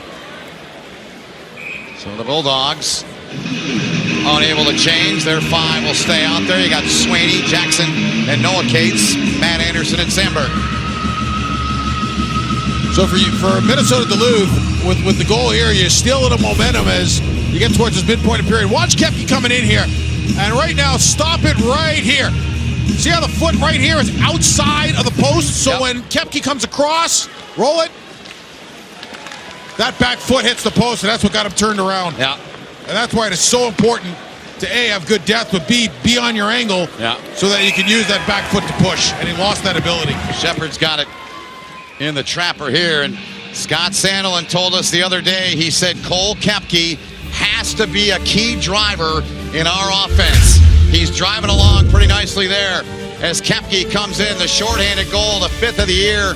Shorthanded for the Bulldogs.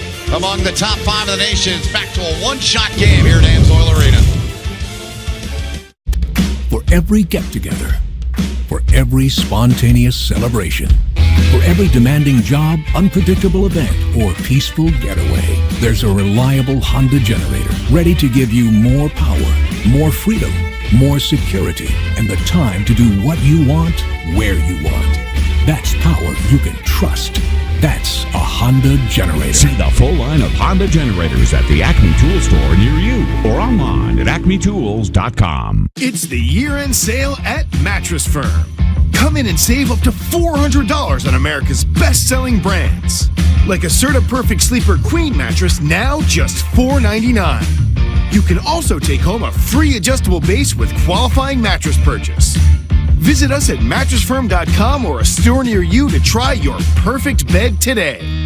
These deals won't last, so hurry in. Your budget stretches further at Mattress Firm.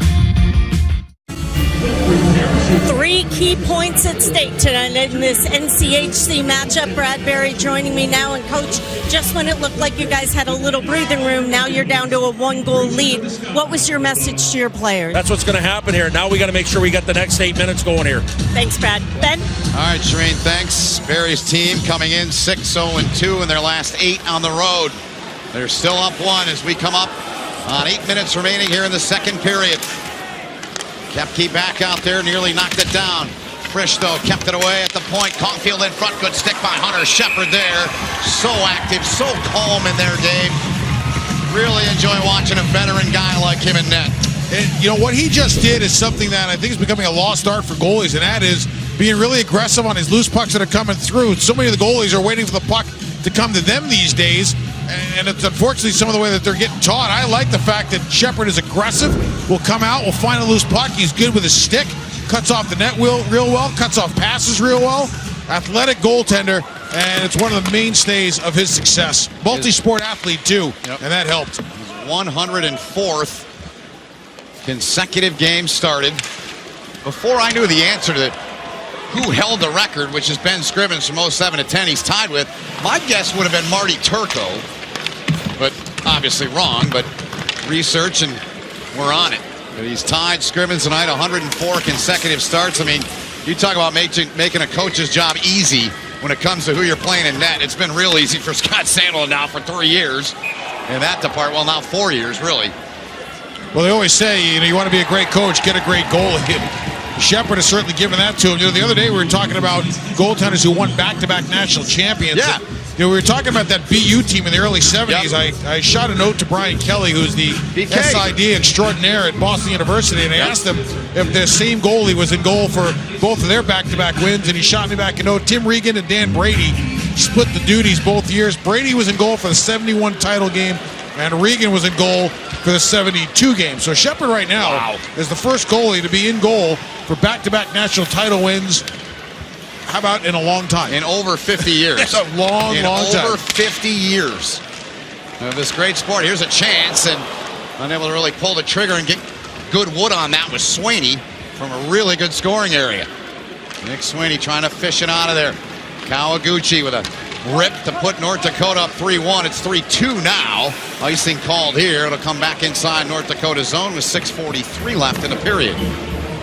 Jordan Kawaguchi, who has really made an impact on this game, and you can talk about his stats, you can talk about a lot of different things when it comes to Kawaguchi, but the one thing that always shows up when he's playing is his ability to get the puck on net, get it on net quickly. He is a guy that has become a great shooter. He's a guy that's had great poise with the puck, and being a junior now and not having to look up to a great player, he's now the great player that others are looking up to, and he's taken the mantle and run with it. Yeah, I love what Brad Berry told us. He said it's the most fun he's ever had playing the game. He said, remember, he played junior for 4 years. This kid's been playing, not kid, young man's been playing a long time.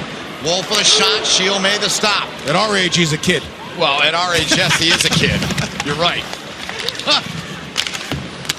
Sweeney inside the line, and Kierstead, he's going to get a penalty. High shot on Nick Sweeney. And it goes up and out of play, and Kierstead's going to sit. That was a high shot he took at Sweeney. As the Law and Order theme plays in the arena. Better than the goal, better than the penalties goal music from the World Junior Tournament. That's for darn sure. They're going to discuss this. All 4 officials are in the crease as we look back here. Ooh. I mean, that's a high shot to the head, it looks like to me. Sweeney is 23 and white. Yep. Puck on his stick. Stephen Renaud is taking a look at this down below us, Dave.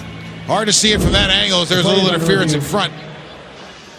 Yep. And there comes Renaud, who we were talking about Renaud earlier, makes his offseason home in Detroit. Does he? But he spends a lot of time in Europe. He's going to be in Germany for the next 2 or 3 months, officiating games over in Europe. His goal really is to get in with the IIHF and hopefully officiate in the next Olympics. Been a nice find for the NCHC. And Cameron Voss is another he's a good one. Veteran. So this is a good crew. This is a crew that's got some pedigree to it. Yep. So they'll take a look to see whether or not this was a high shot.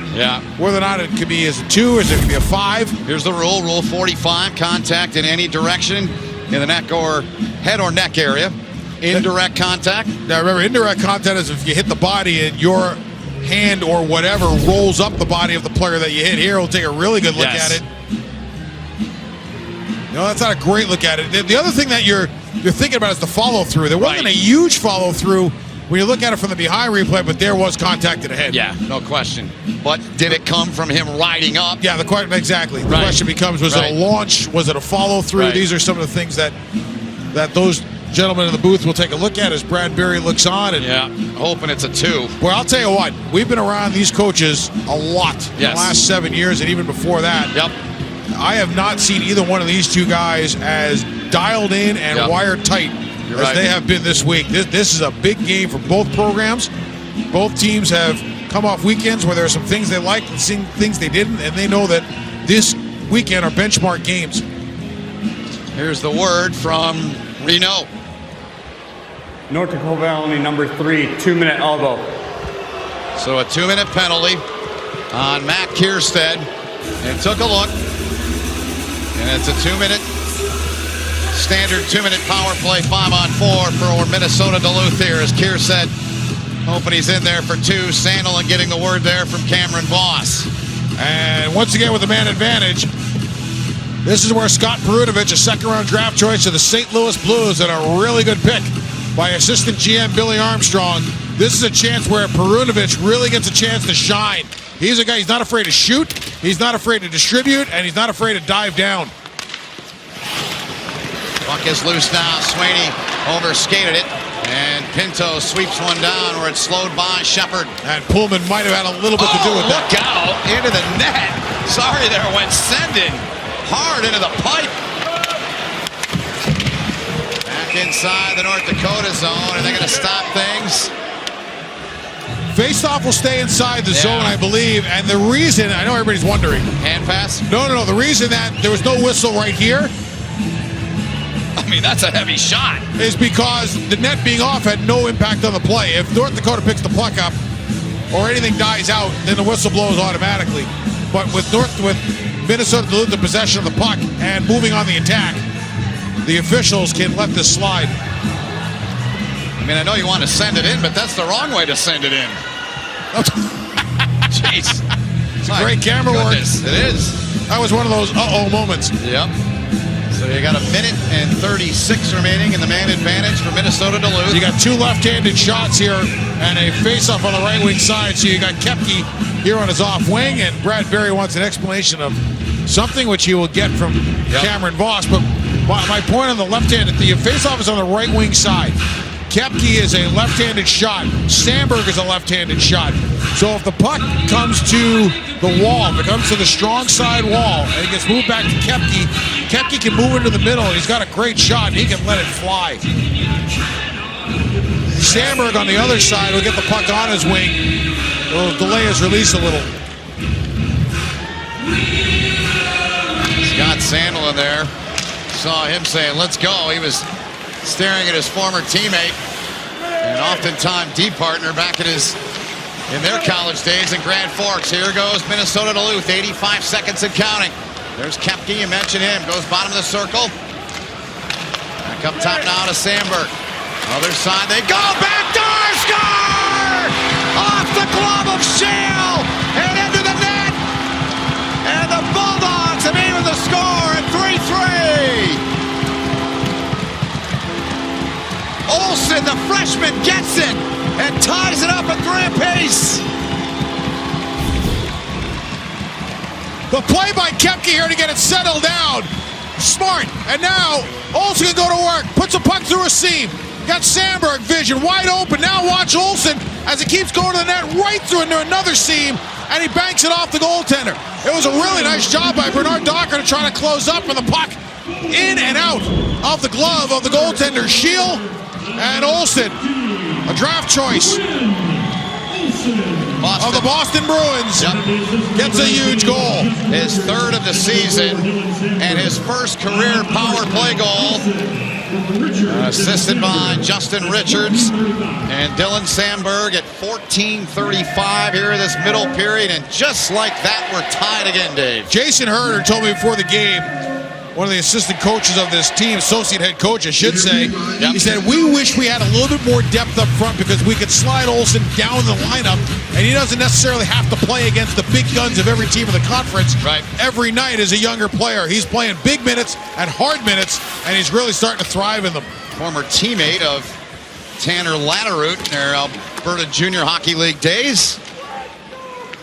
Both were high point producers on their junior team. Tying point game here, inside of 5 to go in this middle period of play at Amsoil.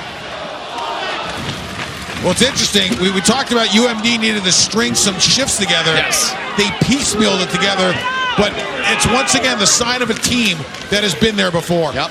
Here's a chance, and Pesky was right in and blew it over the net.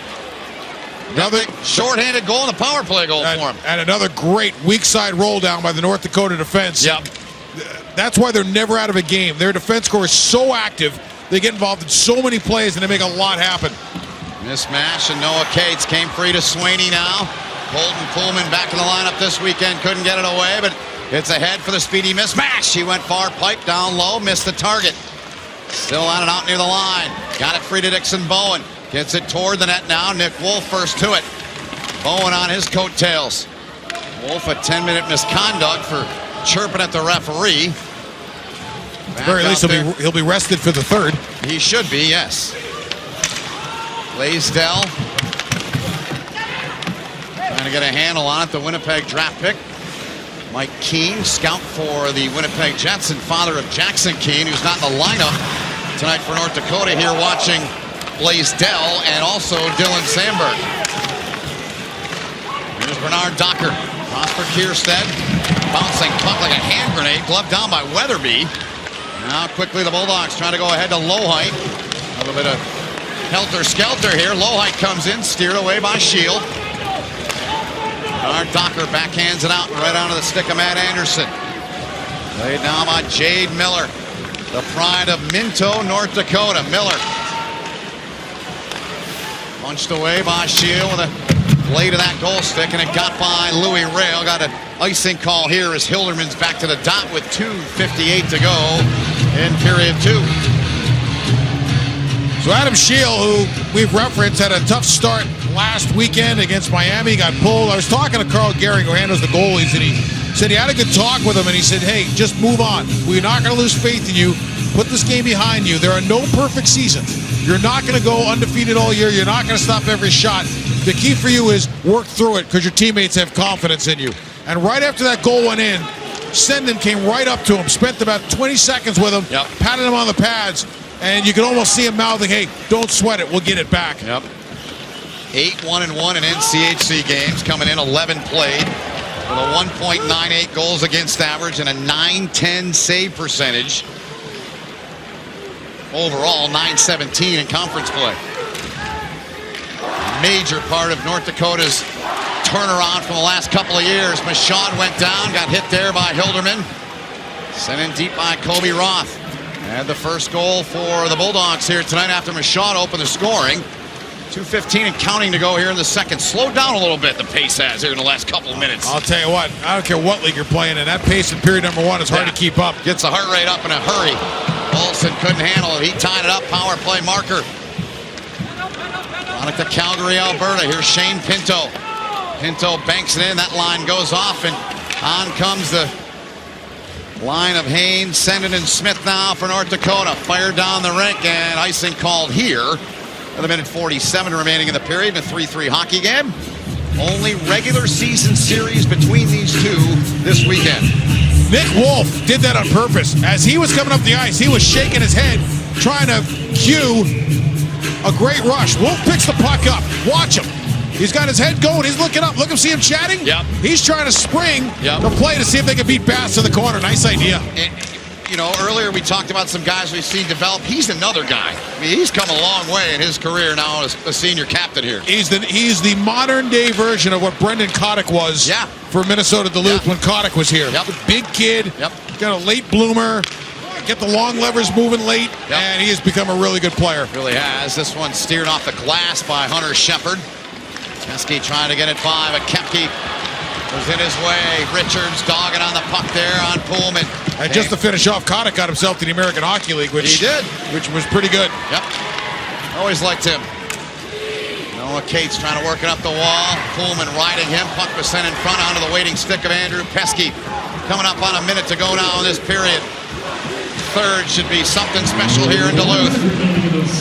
This game sure has to this point. Shield had it, slowed it, and a chance fired right back in by Sweeney. Sweeney's wide open, wants a one-time attack, scores! Sweeney went over to space, called for it,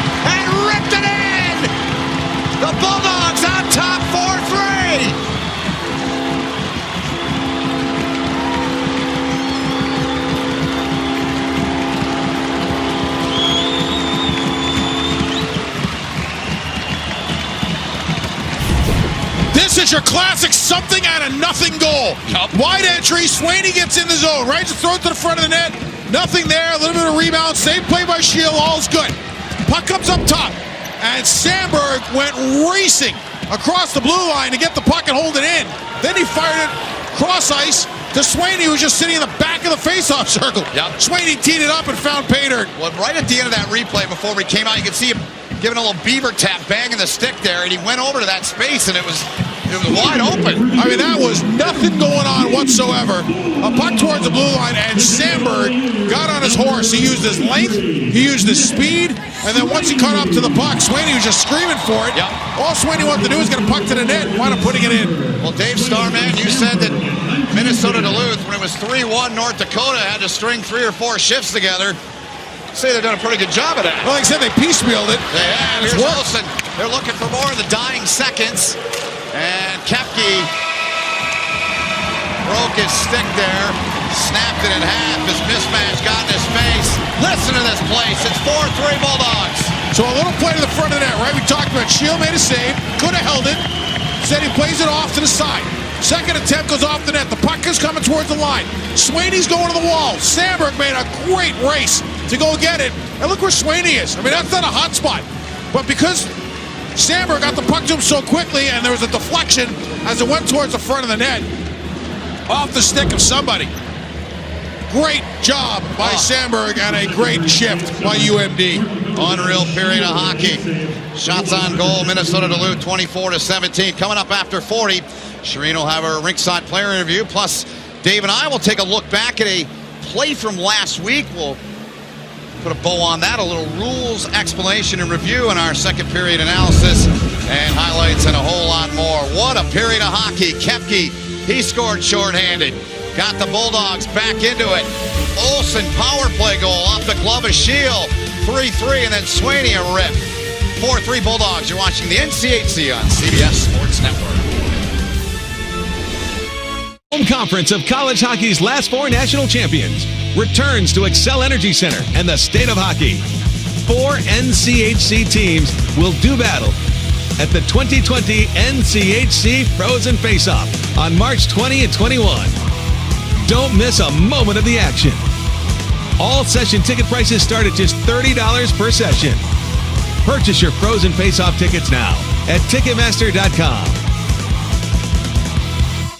Are you or a loved one between the ages of 50 to 80 years old? If you are younger than 80 years old, do you receive Social Security, Disability, or Medicare? If you answered yes, you may qualify for $30,000 in funeral insurance for only pennies a day. The average funeral costs around $11,000, and Social Security only pays $255, leaving your loved ones to pay the balance. Call now to see if you qualify for $30,000 in funeral expense coverage from Senior Legacy Life. Your rate will never increase, your benefits will never decrease, and there is no medical exam, even if you have a pre-existing disease or illness.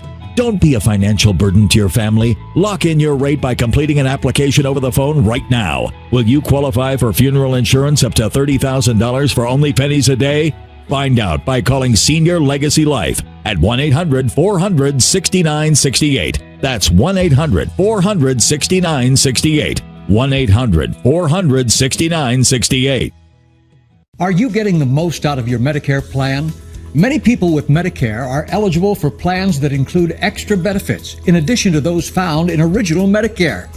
Benefits like dental, vision, and prescription drug coverage. In many areas, plans with benefits are available with $0 monthly premiums or $0 deductibles. Call now. The consultation is free and there's no obligation to enroll. Call 1-800-558-7165. That's 1-800-558-7165. The Bulldogs have won 10 of their last 13 outings against North Dakota, and thanks to 3 unanswered goals in the second, they have a 1-goal lead. Joining me now, Noah Cates. And Noah, what a wild second period. How can you describe what went on there? A little adversity early. Them getting a power play goal and another tough goal, but we just kind of stayed with it, kept our nose to the grindstone, and didn't let up after they scored those goals. So we had to just stay with it and get pucks low, and then just keep making them go through 5 guys playing defense. It seemed like North Dakota was in control when they were up 3-1. How much did the shorthanded goal really fuel you guys? It's huge. obviously that's a big goal from Keps, and kind of swung the momentum back to our side, and we were one shot away after that one, and we got that shot. And so it's a big goal, and we just kind of turned the momentum after that one. Thanks, Noah. Appreciate your time. Noah Cates of the UMD Bulldogs. Coming up, Ben Holden and Dave Starman look back to last weekend as they revisit a key moment from Friday's North Dakota-Miami matchup. The Rules Review is next.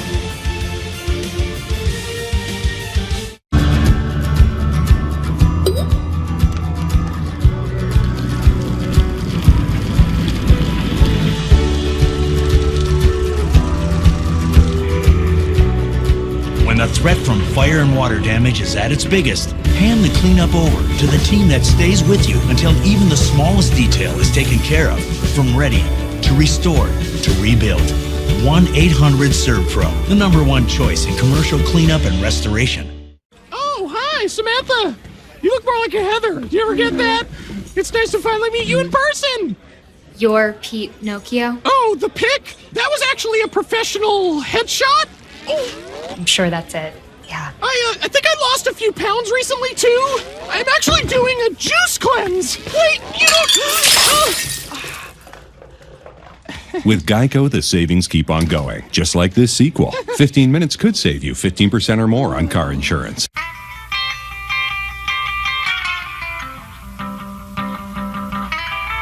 Wasn't me, baby.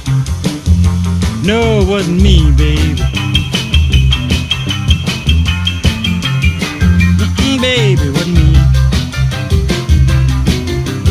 Must have been some other body. Baby, wasn't me. Free 2-hour grocery delivery. Now with Prime. You can't put a price on love. But if you did, it'd cost the exact same as a Reese's. Turns out love's kind of inexpensive. Not sorry. Reese's.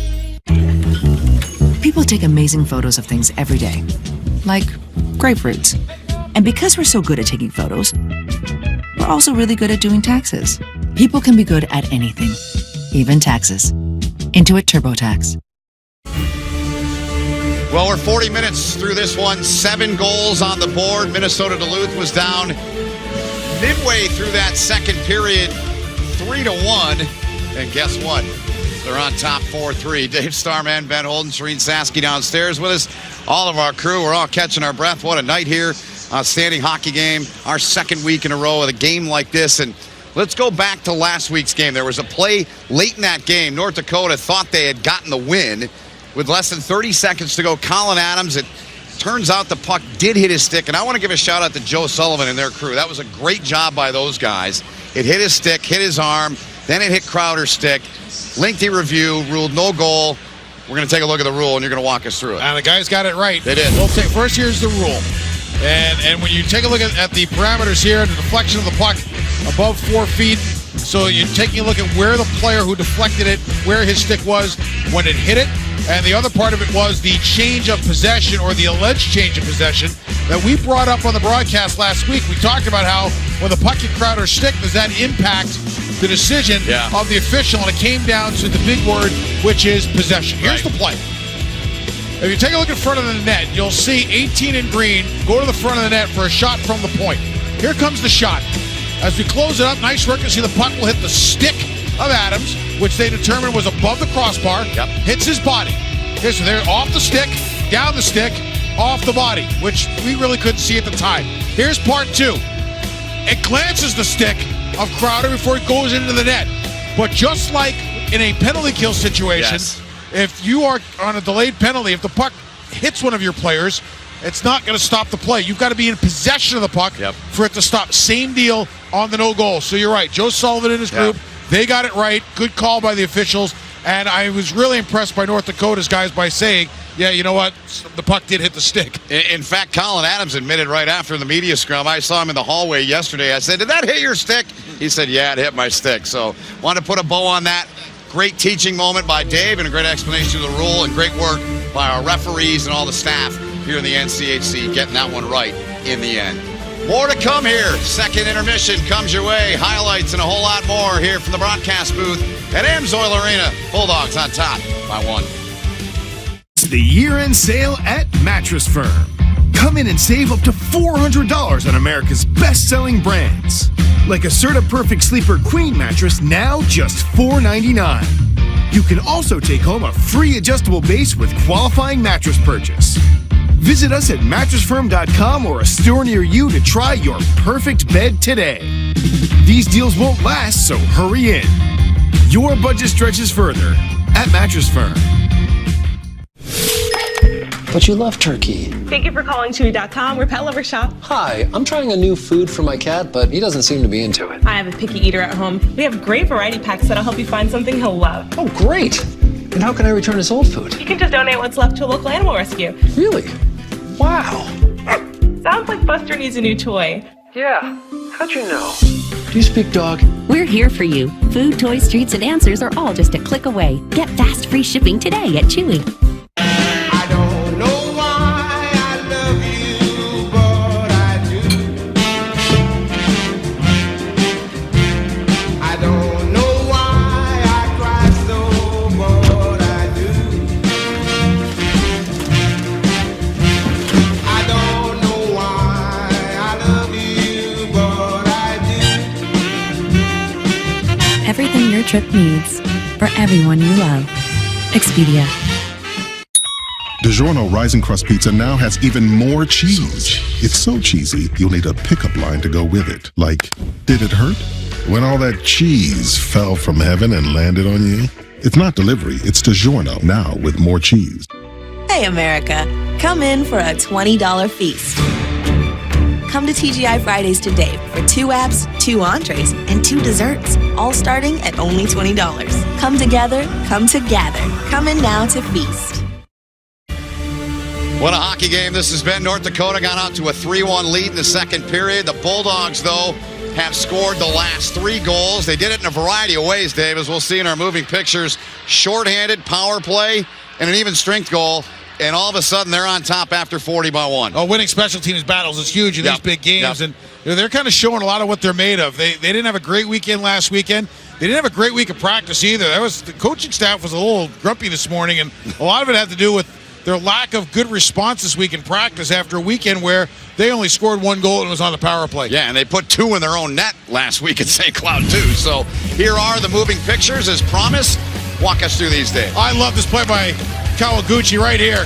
Takes a look, doesn't have a lane, gives it back to Kierstead, bombs it back away, gave the puck up to get it back in a better position, and he let it ride for a lead. Here's Kierstead again, comes down the wing, he's got a lane to the net, why not? Put it to the front, see what happens. And then Kepke, killing a penalty, comes to the front of the net, goaltender Shield got his back foot caught on the post, so he got spun around a bit, 3-2. I love this play. Power play goal, just stuck in the back door. Olsen, little backdoor play, great little seam pass, all tied. You didn't see Sandberg's effort to get that puck, but what a job he did to get it to Swaney. Swaney's shot on way to the net, hit something, and then it hit the back of the net. Swaney's been a clutch player in his career here at Minnesota Duluth, and he was there. What's grabbing your eyes the most after 40 from the numbers there? North Dakota's the kind of team that puts something on just about every time they take a face-off. Minnesota Duluth has been really good on the dot. To me, that has helped turn this game around. All right, third period. Don't go anywhere. You're a college hockey fan. You are in the right place. Second-ranked North Dakota. Number 11, Minnesota Duluth. The Bulldogs on top. The third coming your way right after this. Our last slide there about co-signing agreements. I know we haven't actually made a that's lunch. Relief by Jersey Mike's. Be a sub above.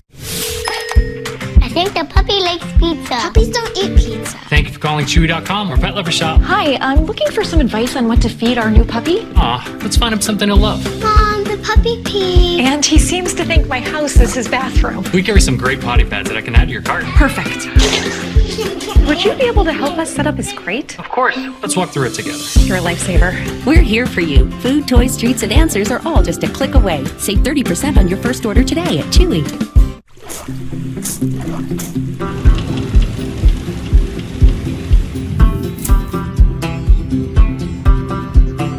This is a place of real connections, and true nature's found. Of worthy horizons where what meets why, and a selfie is worth 1,000 words. This is a place that will become a part of you, because some connections are forever. Hey, can you chop the pineapple? Chop the pineapple.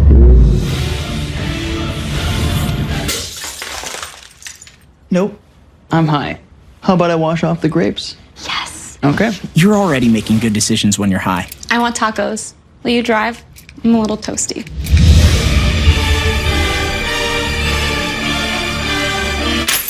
Nope. I'm high. Let's order in. Don't make an exception when it comes to driving. If you feel different, you drive different.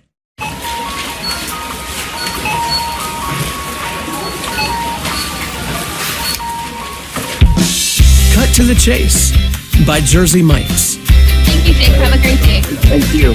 Be a sub above. Just about set to begin the third period of play. Minnesota Duluth on top of North Dakota by 1, 4-3 our score. 4 conference games, of course, going on tonight. Dave, we start in the home of the Lawson Lunatics, Western Michigan. Big 6 spot on the board against St. Cloud State. 6 different goal scorers for Western Michigan tonight. Colorado College with a 3-2 lead over Omaha. They had a 3-0 lead in that game. Omaha came back with a couple late in period number 1. That game is 3-2. And Denver and Miami. Yep. That game is a final. Good win by Denver. They grind one out. Miami is playing better. They are. As they go along. They've lost 3 straight, but I'll tell you what, they're keeping games close, and they're playing well with the big boys. They are. Down to the ice, at least in the tunnel, Shireen with Scott Sandel and Shireen. Thanks, Ben. Well, Scott, you guys were down 2 in the second, fought back with 3 unanswered goals. What do you need to do here in the third? Oh, we need to keep playing the way we finished that period. I thought we had some really good shifts at the end. I thought the last goal was a real good shift for us. I thought we pressured pucks. We created some turnovers in the neutral zone and found its way in the back of the net. But we know they're not going away. It's going to be a 60-minute game, so hopefully we can come out and build off what we did. Thanks, Scott. Ben? Thank you, Shireen. You saw the numbers there. Since March of 2015, 84 games, only 1 loss when they lead after 40, and it came December 7th, 2018 in Kalamazoo against Western Michigan. They are 10-0 this season. With Dave Starman, Shireen Saski, all of our great crew. My name is Ben Holden, Carlos Demolina, our producer. Brian Kozlowski, Nick Barabetti out in the truck as well, and all of our hard-working crew. The third is underway. 3 big points on the line here, Dave, as North Dakota opened the night. 8-point gap between them and Tanner Latterroot and the Bulldogs. And North Dakota makes a quick change off the icing. Minnesota Duluth can't change, so North Dakota likes to start that Haynes line to start periods to get bodies banging and then come back with the big line right out of it with Adams, and they do it here on a quick switch. Mismatch out there with Adams and Kawaguchi. Walk through the slot. Bernard Docker's got to retreat back in the center ice area. Flings it ahead to Mismatch. Miller there gives him a bump. Sandberg's got it now. Across for his D partner, Rail. Strings one ahead looking for Noah Cates, but he got a piece. Adam Scheel played it around. Bernard Docker got it ahead now, and Kawaguchi to Mismatch. He'll dump it in diagonally, near side corner, go for a change. Noah Cates can't get there. Pesky plays it back for the captain, Colton Pullman. Really working hard on a degree in nursing. He is very, very good in the classroom, is Pullman. Jackson Cates now. Snapper, glove down by Adam Scheel. Pullman back to play it. By the way, great shift for UMD because they had North Dakota's big line on the ice. Yep. And North Dakota's number 1 line didn't get an offensive chance. Right. There were 3 plays where UMD got it out. North Dakota tried to get back in on all 3 occasions. They tried to get the puck back in by sending it deep as opposed to being able to carry it in because UMD had the line covered. Yep. And that's the way you have good shifts. And Scott Sandel at the World Juniors talked to his team on one morning and he said, hey, this is like a 45-second shift where we didn't get a shot, but we had possession, we We didn't have a great chance, but we had possession. We made the other team defend. Is that a good shot or not? And the team was confused. They didn't know how to answer the question. And Sandy said, you know what? It was a great shift because you made their good line defend and play in their own zone. And that is the message he's trying to get across to his team, that you can have some really good shifts without the puck going to the net. He said, but when you're not scoring a lot 5-on-5, sometimes guys get antsy. Yeah. That message can get lost, but it's important for them to understand that as they keep marching through. Let's get down to Shireen, who's got a little bit more on Sandel and his team. And that one word, Shireen, consistency. That's another message he's had all season long, trying to find consistency among his players game in and game out. He said, you know, the fact we've won the last 2 national championships is good because the guys have experience. The bad thing sometimes, they just think it's going to happen, and he wants to see the consistent effort. Guys? Yeah, I was talking with Jade Miller about that this morning. I mean, he's a senior now. He's been to 3 Frozen Fours and 3 championship games. The seniors that they have don't know anything else. But it's a fine line. No question. And it's funny because, you know, I talked to Matty Anderson about it while you were talking to Jade, and it was kind of similar. And the other thing I said to him was, what does consistency mean? I said, your coaches are talking about being consistent. What is consistent in your eyes? And he said, it's doing the little things that you need to win every day in practice and games. Because that's really what it comes down to. It's about, do we move pucks in at the right time? Do we win our races? Are our sticks in the right place? Are we making good defensive reads in terms of, are we getting good gaps early? Are we forcing teams to the outside? He goes, that's what our coaches are talking about. So for every player, it's what do you do well, and can you do that shift by shift? Yeah, and look, I mean, in this league, you get everybody's best shot. But when you've won the last 2 national titles, that bullseye is even bigger. You're getting everybody's best shot on steroids is kind of what you get. Exactly. No doubt about it. Good stuff. 2.5 gone here in this third. 4-3 Minnesota Duluth. Swept last weekend at St. Cloud State. North Dakota, a tie and a win last weekend at Oxford. We saw them on Friday. Took 5 of 6 points to increase that lead that I just mentioned. 8 points entering this one tonight. Bernard Dockert flips one off the glass. Hilderman will stride over there and play it out the center to Lowhite off his stick. Pesky will go back and keep it away there from Kobe Bender. Cole Smith trying to take that on the backhand.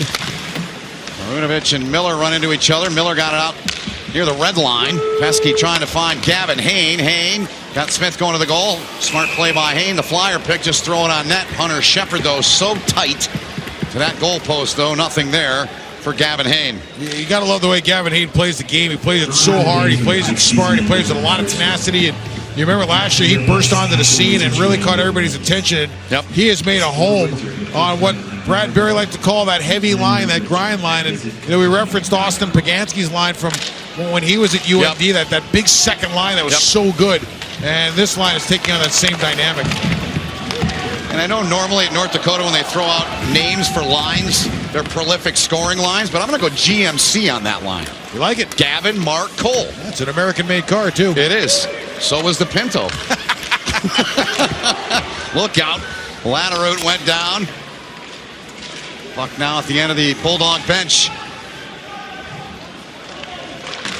Senden trying to get it out. They do get it out. And that line goes off, and on comes Kawaguchi's group along with Colin Adams. Noah Cates, foot race with Bast. Bast, always a physical one down there. That one off the heel of the stick there of Swaney. He's got the go-ahead goal in this one, does Nick Swaney. Kawaguchi trying to get a handle on it. Keep your eye on it at home if you're watching this, because it'll tell the story of the game. How many times North Dakota is able to gain the zone on the rush, and how many times they have to push it in, because that is going to be Minnesota Duluth's MO. Take away the middle lane of the ice, force North Dakota to go wide, and force them to push it in. Minnesota Duluth's got 4 or 5 defensemen that are really good on retrievals, starting with Perunovich and Sandberg. So if they can get North Dakota to throw pucks in, they're playing into Minnesota Duluth's hands a bit. Adams got it into the corner. Kawaguchi there. Sandberg going to keep it away from mismatch. Kawaguchi gives Sandberg a bump. Came free now to Louis Rail. Rail ahead for Quinn Olson. Power play goal for him in the second period. Tied this hockey game up before Swaney put him up in the final minute. with a rip from the left circle to make it 4-3. Here's Bernard Docker. Challenged by Olsen. Getting a piece of that with a right mitt was Perunovic. Deflecting it into the corner. Here's Pinto. Off for Bernard Docker. Bernard Docker. North Dakota doing the job here 5-on-5. They want to get a puck through here, though, with this pressure on, and they can't. And Richards now brings it back the other way for the Bulldogs. Justin Richards, good job coming back by Pinto right there. Olsen tracks the loose puck, played it back there for Perunovic. He'll slow things down. 14:25 to go in the third.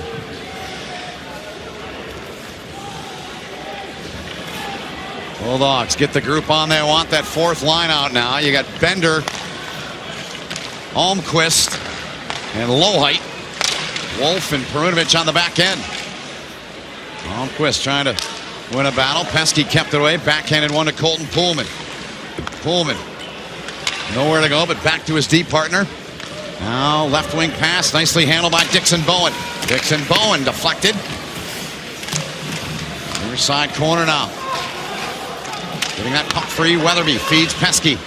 Now Pesky off the left skate of Perunovic, about 20 feet in the air. Bulldogs trying to knock it out. Great keep by Pesky though at the line. Down the wall to Weatherby. Jasper Weatherby.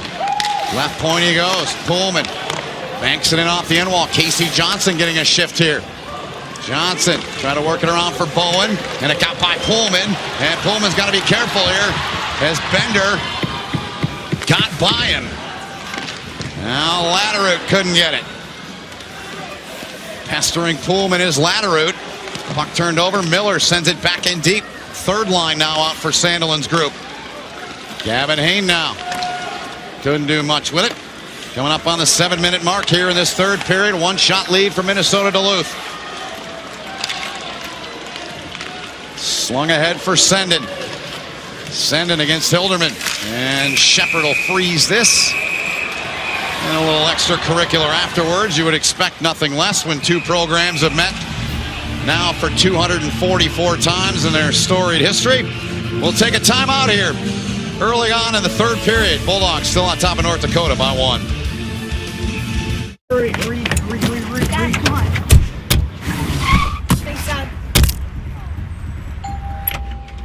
All right. Yeah, thank you. Quality Time by Jersey Mike's.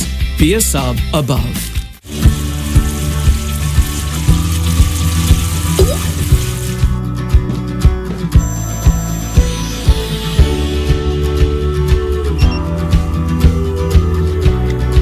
When fire and water threaten your home, hand the cleanup over to the team that stays with you every step of the way in your journey back. 1-800-SERVPRO and ServPro.com. Like it never even happened.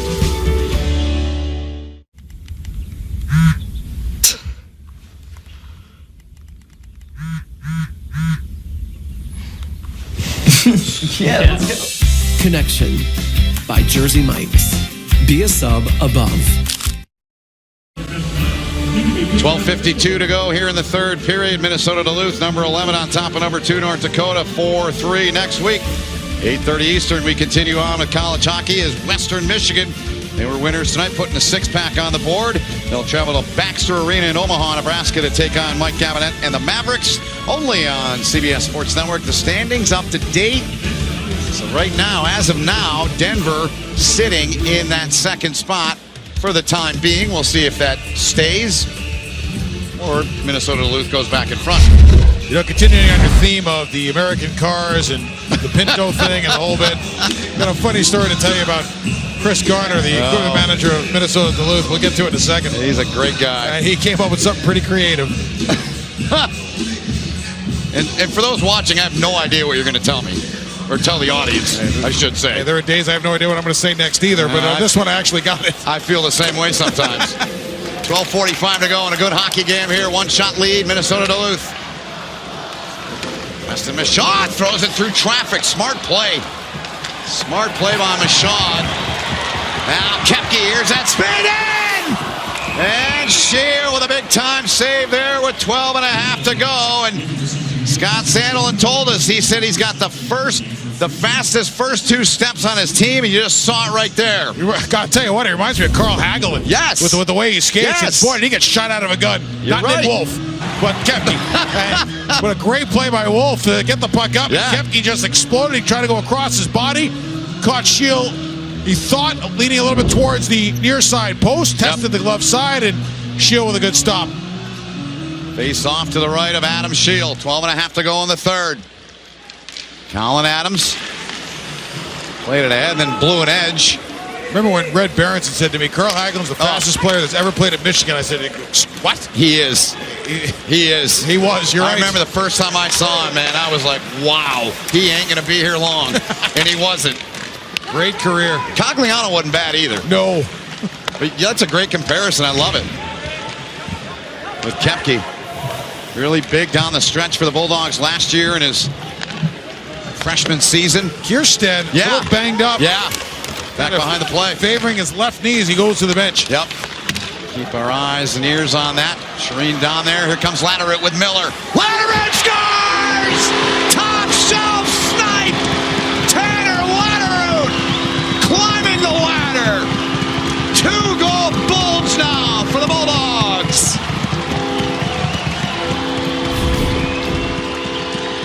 Bulldogs with a battle in their own zone. Kobe Roth so patient with the puck. He springs Latterut. Watch Latterut change the angle of the puck. You saw that? Yep. Pesky had him lined up pretty nicely. So did Shield. Really good angle. You see it from here. A little chip off the wall. Speed of Latterut. Puck is wide. Puck comes in. And by changing the angle of the puck, he fooled Shield, who was a little deep. And the Bulldogs lead at 5-3. That's a goal scorer's goal. Certainly on a goal is. scorer's move. Third goal in now 5 games against North Dakota for Latterut. Product of Edmonton. And like Kepke, he was a guy last year down the stretch that really, that line with Miller had Billy Exel on it. Guys that help complement their stars and their top lines. You win when your stars are your stars, but you can't win unless they're middle guys, your bumper guys, your blood and gutsers, whatever you want to call them, your hammer diggers. You can't win unless they bring their A game. Yep. Fans wanted a penalty there, none called. Here comes Minnesota Duluth. Bulldogs coming after him. Just past the 9-minute mark. Out to center. Matt Anderson carries in. Anderson in front. Trying to find Kobe Bender. North Dakota gets it out. Bowen's going to get in there and force Shepard to reverse it. Casey Johnson, heavy hit in the corner. Got it ahead though to Almquist though, Dave. I don't think North Dakota's had a grade A this period. I don't think they have either. They've gotten pucks into the grade A areas, but I don't think they've gotten a grade A on net. And that's a credit to UMD. Now again, gain up on the line, force him to throw a puck in and win the race as the forward comes back, or Hildeman comes back. Minnesota Duluth came in averaging 3 goals a game. North Dakota leading the country entering the weekend with 97. I mean, North Dakota's goal differential for what they average to what they give up is 2.26. Yeah. I mean, that's in the upper echelon of the NCAA. North Dakota's is less, Minnesota Duluth splits less than a goal. Yep. North Dakota now. See what they can do with it. Here's Frisch, the freshman. And it's going to be another icing call here with 9:45 remaining and a 2-goal lead. Tanner Latterut from Roth and Hilderman at 8:16. Shireen's got more on him. Well, earlier in the game, then back in the second when North Dakota took the 3-1 lead, Tanner Latterut was one of the loudest players on the Duluth bench, encouraging the guys to fight back, get back in the game. And sure enough, here we are a period later, and things are a lot different. Guys? Certainly are. It's amazing. You know, having coached, whether it be in the minors or junior, whatever, even youth. Yeah. It is amazing how bench demeanor can tell a lot about a team. And you can always tell, by the way, it's a timeout for North Dakota. It is, yes. After they had iced the puck, they're just taking a breather. Yep. But it's amazing how you can see between body language and the vocal language, you can see who your leaders are and how your leaders step up. And even if you're down 3-1 or you're down 4-1. It's those guys who can get up and down the bench and say, hey, it's about the next shift. It's about the next goal. Let's just get one and see where it takes us. Those guys are so important. They can be freshmen, sophomores, juniors, and on your birth year teams in youth hockey, it can be anybody on the roster. It's just who's the guy that can walk up and down that bench and say, we got this. Right. And those are so important to the fabric and the culture of your program. Getting into it here at Amsoil. There's Latterroot. Put him up by 2. It's 5-3 now. 15 seconds past the midway point of the period. Face off in the D zone for North Dakota here. Pinto came free to Perunovic. Half volley plays it. Shot driven in, deflected there. Was ripped in by Koepke. And a shorthanded tally here tonight does Cole Koepke. Battle for it near side, came free to Kierstead. You mentioned a shift or two ago, Dave. His left leg apparently all right. Touch with a high stick here. Nobody wants to touch it. Finally, Michaud does. Hey, if you're North Dakota, you touch the puck. I was going to say, you got it. You need every second. Right. You might. Michaud and Wolf. Michaud he's a fun guy. Really fun guy. He's been great for their team. Not just on the ice, but in the room. He's already got it. You don't see many grad transfers. I do all kinds of sports, as you know. You do not see many guys like him in hockey that are grad transfers. You do in football and basketball all over the place, but he's already got his degree, and he's helping North Dakota here now as a grad student. Grad transfer. He's got a lot of spunk. Yeah. Great skater, good scorer, experienced, and it's not over there yet. No. He and Koepke continue to go at it.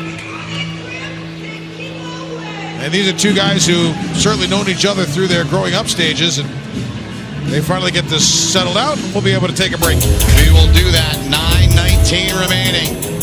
Tanner Latterroot, top shelf snipe. 8:16, the time of the goal. Roth and Hilderman the assist. Bulldogs up by 2.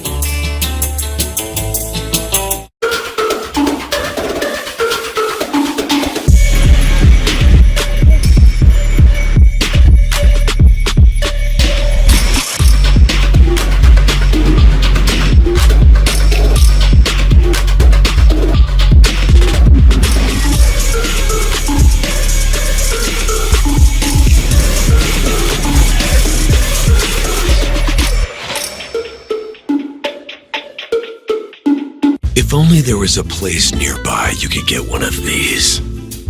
Or these. Good thing they're sold literally everywhere business is done. I'm pretty sure you could buy them at a bank.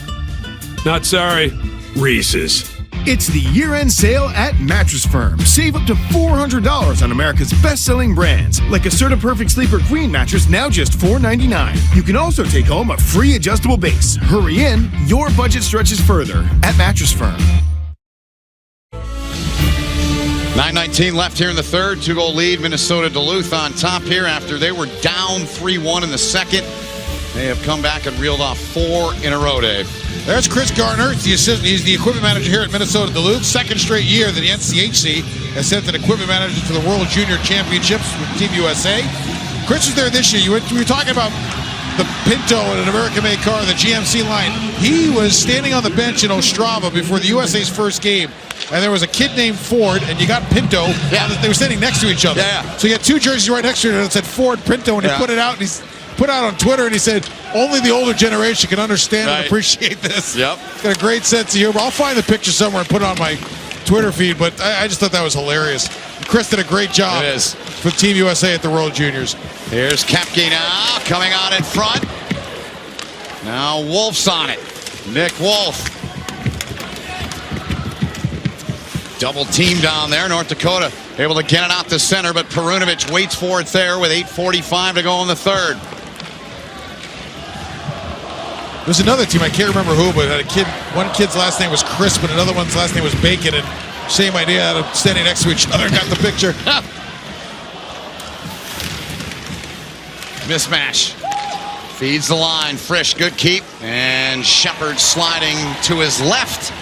Makes the save with a trapper there. Coming up next when we're done, we need to talk visits with Indiana University and sits down with Olympic gold medalist and Hoosier alumnus Lily King right here on CBS Sports Network.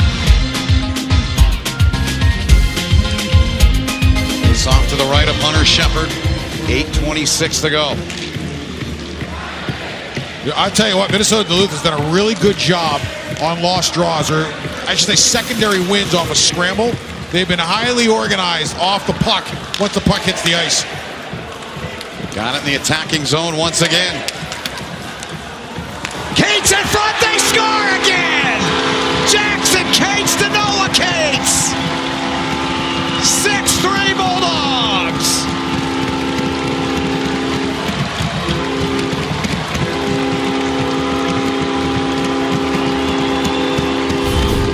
This is when you know you're living right. Defensive zone face-off, scramble draw. Off they go with speed. Chip the puck in.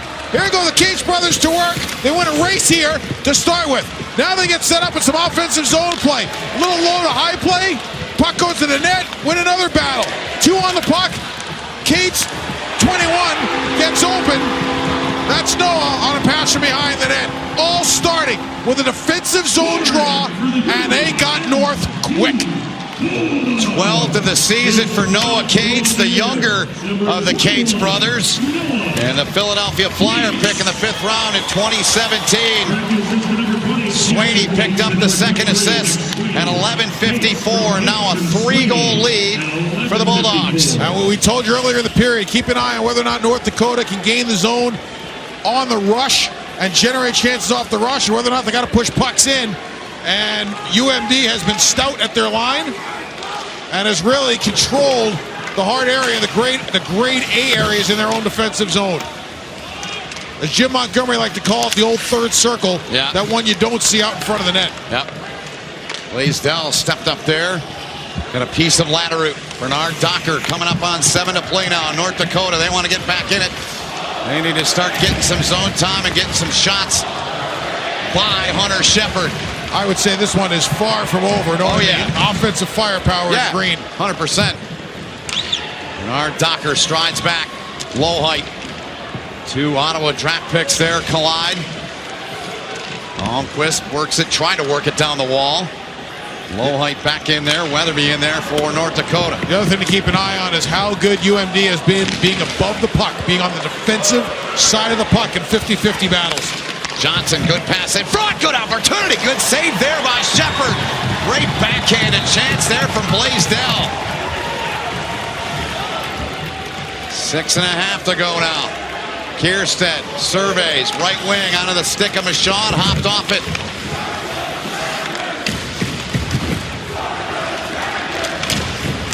Fast, he steps into it, snaps his stick in half. Kepke, here he goes. Cole Kepke in alone, and Shield made the save. What a stop by Adam Shield, and then afterwards, she's getting hot in the corner now. Everybody paired up. Well, Olsen went to the front of the net to see if there was any spare change, and the Boston Bruin draft choice drew the ire of North Dakota. This thing still hasn't ended in the corner. Harris Kepke off to the races. He made a really good move on Shield. Shield made a better one. Look how low Shield got his glove. Look where he was on top of the crease. Not letting that puck even get up in the air, as he was able to shut it down. Right after that, Olsen, 15 in white, came in and poked at the puck a little bit, and that torqued off North Dakota. Certainly did. Going to be some penalties coming up here. So Adam Shield, last 2 games have not been kind. But I love what Carl Gehring said to me before the game. Carl Gehring won a national championship here. Spent the last couple of years in Tampa Bay's organization in goaltender development. He said, we had a talk with Shield, and we just said to him, it's not going to be perfect. You're going to have your ups and downs. You're not going to go end to end without having some bumps in the road, but we believe in you. So let's play through this thing and figure it out. They had a lot of talking during the week about when he is good and when he has played well, what he has done. And I think Shield, first of all, he played a couple of good teams, but he might have lost his way a little bit from the consistency he had in the first half. But if he's your guy, and if North Dakota has decided he is our guy that's going to carry the mail all the way to Detroit, you got to go. You got to leave him in games like this and let him figure it out. He's got to take these. If it's a loss, he's got to take the loss and learn from it and be able to come back from it and show everybody, including himself, that he can get through this. Olsen in the penalty box for Minnesota Duluth, along with Perunovic, jawing with Weston Michaud. And the official scorers are trying to turn to the two players like, would you guys knock it off? Right. Trying to get the penalties here. Trying to be teachers down there and get them to keep their mouth shut, but they're hockey players. That's tough to do. Continuing on, Olsen and Michaud. Michaud's got his helmet back on. He had it off for a moment. I think, just looking at the officials, I think somebody might be on their way out here, but let's let them sort it out. Yeah. So a lot of thumbs going. Yeah. Reno, number 3. Referee Cameron Voss, the other one. Scott Sandelin looked like he said slash where? So on the board, power play North Dakota with 6:09 remaining. Throwing at you. Does Bradbury pull the goalie here? 6 minutes to go. Too early? Can have a power play. Down 3. Just throwing it out there. I got news for you. I don't think it's an awful idea. I mean, their first power play unit's as good as any first power play unit in the nation. Yeah. So you go up 5-on-4, you go to 6-on-4 with the goalie out. You got an offensive zone draw to start with. I mean, you got everything in your favor. It's a gutsy call. It doesn't look like he's doing it. I mean, it's not a bad one, but that takes a lot of guts. No, I'm just thinking the game a little bit. However, like we talked about a few moments ago, he is one coach who I think firmly trusts the offensive firepower in his lineup and trusts the structure that they play with. So does he want to send a message to his team? If we pull the goalie now at 6-3, does he want to send the message like, hey, we're panicking, we can't get this back? I mean, there's a little bit of a mental game that plays in here. There is. Yeah, no doubt. And I think he's one of the real bright coaches in the NCAA. Bradbury he's a guy who knows the pulse of his team. He's a guy who knows how to take the temperature of his room and knows the importance of the small victories within the big ones on a march towards a national championship. So with 6:09 to go, here's a power play. North Dakota's got to have one. They want to get back into this thing. Fully capable. Weatherby with a chance. Shepard punched that one down. And still loose. Now it squirts out the center. Guess who? Kepke in a foot race with Kierstead. And Shield made the save. Good work by Kierstead. Back there defending. Kierstead's open ahead of the play. And the pass in his feet. Kierstead hustling out there. Shoved off it by Rail. Kepke trying to get it. Louis Rail trying to keep it away. Gave it right away to Kawaguchi. Wrong guy to give it to. Shepard made the save. Left shoulder and it's cleared. Shield comes out quickly ahead for Kawaguchi. Weatherby's in. Kawaguchi looks for Weatherby. Now Frisch has got it. Coming up on 65 seconds to go now in the power play chance. What a play by Shield to catch UMD in a change. Kept alive. Now off the right skate of Kawaguchi. Kawaguchi looks in front. It rolled in on Shepard. They score! Weatherby put it home, and it's a 2-goal game with just under 5 to go. North Dakota strikes. It took him 1:11 on the power play, and Jasper Weatherby makes it 6-4 now. And that power play came off the scrum that happened after that last breakaway. North Dakota holds a puck in, and they get it to the net. And Kawaguchi has been great on the right wing side. Puck gets a stick and deflects towards the front of the net. And Shepard just was not able to corral this thing at all. And it became a 2-on goal in front of the net as UMD gave up the hard area. Puck off the skate, hits the goaltender Shepard right here. Weatherby standing right there to pop it home. Let's see, does it go off the skates, go off the stick? They're looking at it. And they're going to take a look. They are looking at it right now down below us. Right skate in question. The overhead look here, Dave. Caulfield got it across. Oh, that looks like it went off a stick. It does, yeah. That's clean. Yep, looks that way to me too. It is under review for the time being. If it stands, 6-4, called a goal on the ice. And Carl Gehrig has got the North Dakota power play unit over to have a discussion just in case this thing gets called off. Yep. After review, the call on the ice stands. We have a good goal. There you go. So it's a 2-goal hockey game on the goal by Weatherby. That's his 4th on the power play this season for the young man from the great state of Oregon. Play to the front of the net. It's just one of those few plays where the goaltender Hunter Shepard just could not corral a bouncing puck. Yep. So North Dakota within 2 now. Gavin Hain trying to feed it in. There's Cole Smith right in. Shepard the stop there. Smith's got it again. And Shepard, they're all over him. Pullman down the wall. Played it away from Jade Miller. North Dakota. They've had more grade A chances in the last minute than they've had the whole period. They have 4.5 to go now in the third. Pesky couldn't get it on the wall. Here's Kobe Roth. Roth in on the breakaway, and he scores! Kobe Roth! 2 goals in game 1 last season here. 2 goals this year in game 1.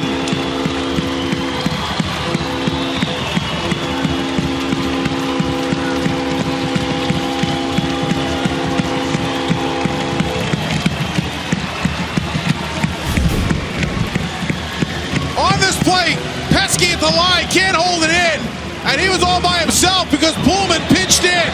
North Dakota likes to put the 4 players underneath the tops of the circles. It burns them here as they're trying for a goal. What a shot by Roth.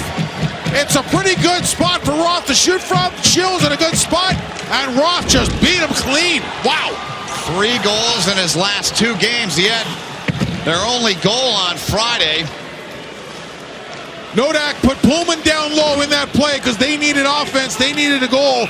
So they were rolling the dice by being ultra aggressive with their weak side D. Pullman rolled in. When the puck came up the wall to Pesky, he was all by himself. And a hot puck, he wasn't able to keep it in.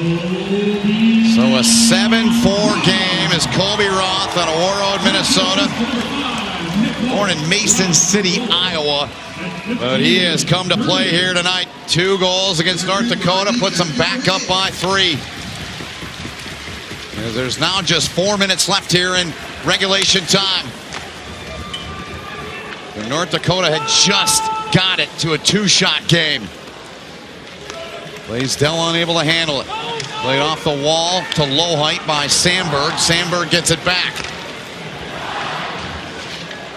35-33 are the shots in favor of Minnesota Duluth. The score is 2 at 7-4. I'm going to guess that North Dakota's not given up 6 straight goals in a good long time. Yeah. They had a 3-1 lead in this game. The second period.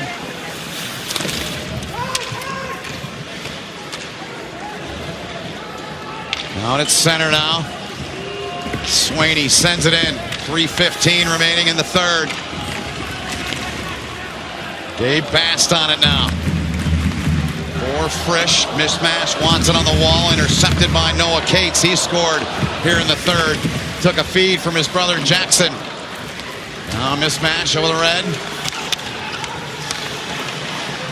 Nice work defensively by the Bulldogs. Swaney looking for the red. There's the flip. They'll change up the personnel. Under 3 to go now. Gabe Bast. Mismatch. Diagonal dump. Adams trying to get in there first. Sandberg got in there before him, though. Chipped up the wall by Richards. Ahead for Noah Cates. On the backhand, taking that pass is Kepke. Kepke worked off the play, loose in front. And that one awful close for Justin Richards. Fired in from the point, punched down. Another big rebound, dangerous rebound in front. Mismatch trying to get it out. Knocked down by Kepke, and we're going to whistle here with 2:13 left in the third period. Minnesota Duluth on top of their rivals, North Dakota, by 3. The final 2:13 coming up. Kobe Roth backhand, sticking one up top. And the Bulldogs up by 3 late in the third. Army, I'm telling you. Hello, son. Doing a little sporting, I see. Dad, not cool. You know it's not uncool? Old Spice After Hours. It whisks sweat away into the night with jazz. Dad, I prefer Ultra Smooth. It handles sweat without all that jazz. Let's settle this over a game of... Don't say it. Don't say what? Horse. That's my boy. Hey, America. Come in for a $20 feast. Come to TGI Fridays today for 2 apps, 2 entrees, and 2 desserts, all starting at only $20. Come together, come to gather. Come in now to feast. Free. F R E E. Free. Free, free. That's right. TurboTax Free is free. Free, free, free, free.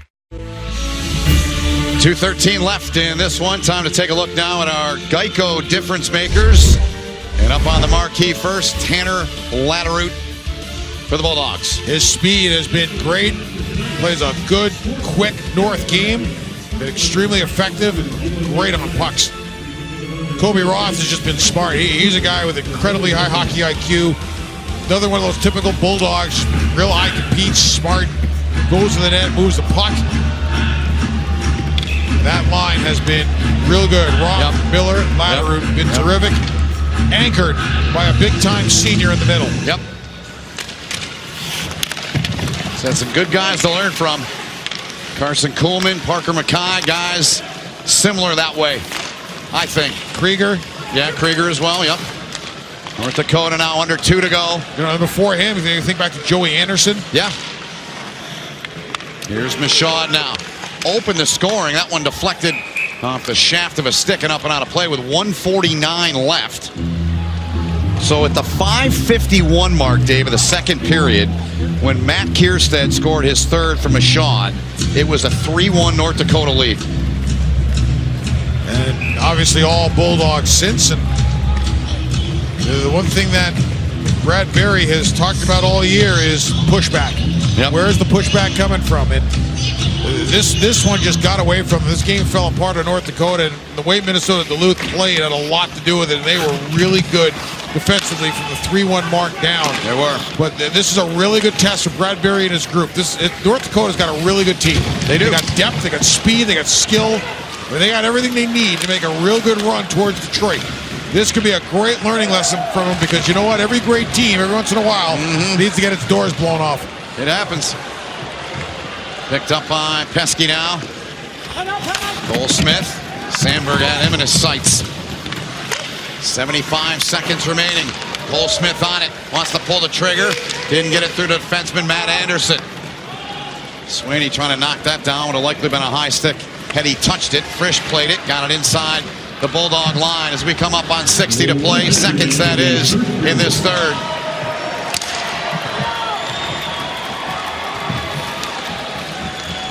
Frisch back in his own zone. Jackson Cates in there with brother Noah. And Casey Johnson works it free to Gabe Bast. Bulldog faithful loving the performance from their team here tonight.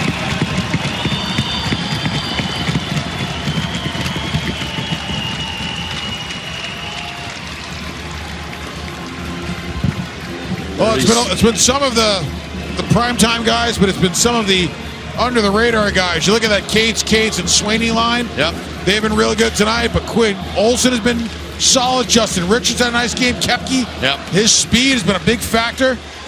And you know what? They got quality minutes out of that fourth line that they've been looking for with Bender, Almquist, and Lloyd. They did. Here's Weatherby up the right wing. Throws one in. Easy stop for Hunter Shepard there with 21.5 remaining. The Scott Sandilands guys, they're going to get 3 big points here tonight. So they'll go a point above Denver. Yes, back into second. Into second place. Yep. We'll be at 26. Denver at 25 after a 1-goal win in Oxford tonight. And it's against Bergeron's guys. And it's just shaping up for another one of those years in the nacho. That's right. Low height shot deflected away by Kierstead. Final 10 seconds here in Duluth, Minnesota. Bulldogs are going to win the hockey game. We're going to have one more face-off here in all likelihood with 2.6 remaining. As these two will, of course, meet again tomorrow night here at Amsoil Arena for another big 3 points. And you alluded to earlier, it's the only meeting between these two teams this year. Will be these two games right here. And, you know, just like you like to see BU and BC play a lot, Harvard and Cornell play a lot. These are two teams you like to see play Yes. as much as you possibly can. I could do this game every week. There's the final horn. In the last 14 games against North Dakota, Scott Sandelin is 11-3. The Bulldogs improved to 7-3-2 at home, 13-8-2 overall, and 8-3-2 in the NCHC. Hunter Shepard in his 104th consecutive start, tying an NCAA record, gets the win. And the updated standings, there they are, Dave, a 5-point lead for North Dakota entering play tomorrow. Oh, nothing better than when the big boys get together. Denver is still creeping up in Miami tomorrow night. Yep. Be interesting to see what North Dakota does in goal tomorrow night, and I think it'll be really interesting to see what their pushback looks back tomorrow night. I think tomorrow night's game is going to be another classic. Look forward to watching it. We'll take a timeout, come back. More to come here from Amsoil Arena in a 7-4 Minnesota Duluth win. We Need to Talk heads to Indiana University and chats with head football coach Tom Allen and gold medalist Lily King tonight at 11 on CBS Sports Network. I think the puppy likes pizza. Puppies don't eat pizza. Thank you for calling Chewy.com or Pet Lover Shop. Hi, I'm looking for some advice on what to feed our new puppy. Aw, let's find him something to love. Mom, the puppy peed. And he seems to think my house is his bathroom. We carry some great potty pads that I can add to your cart. Perfect. Would you be able to help us set up his crate? Of course. Let's walk through it together. You're a lifesaver. We're here for you. Food, toys, treats, and answers are all just a click away. Save 30% on your first order today at Chewy. You can't put a price on love. But if you did, it'd cost the exact same as a Reese's. Turns out love's kind of inexpensive. Not sorry. Reese's. KFC's original recipe is made from a secret blend of 11 herbs and spices. And now you can get 2 pieces of my world-famous chicken as a $5 fill-up. A secret you can eat for just $5. KFC, it's finger-licking good. Nights can be hard for foster kids, especially the first night. But it doesn't take much to help them feel comfortable, feel secure, feel loved.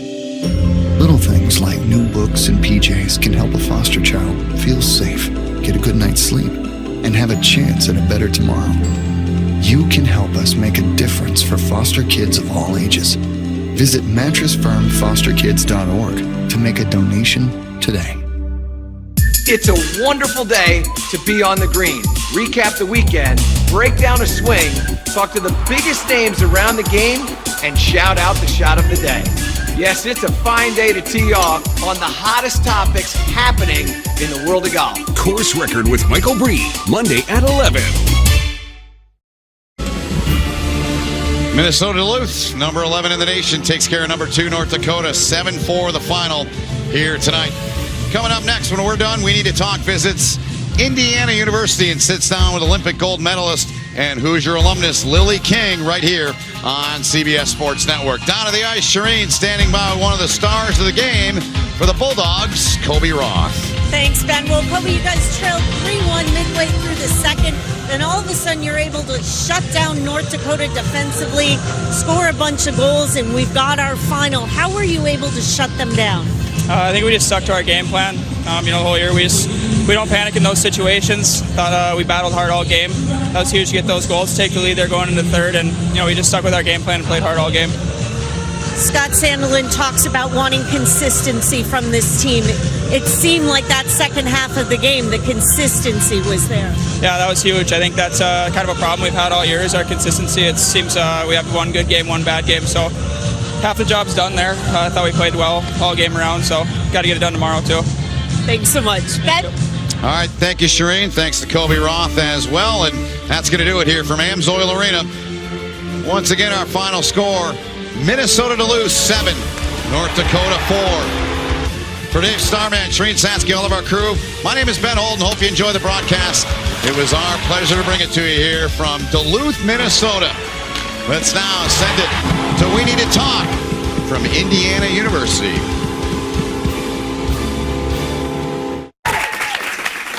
Welcome to We Need to Talk, coming at you from Indiana University in Bloomington, Indiana. We are so excited to be in Hoosier State, where basketball is king. And we're going to talk a little bit about the latest on the hardwood. But that's not the only sport Indiana is known for. Legendary IU swim coach Doc Councilman reigns supreme, winning 6 consecutive NCAA championships, and one of IU's greatest all-time athletes, Olympic gold medal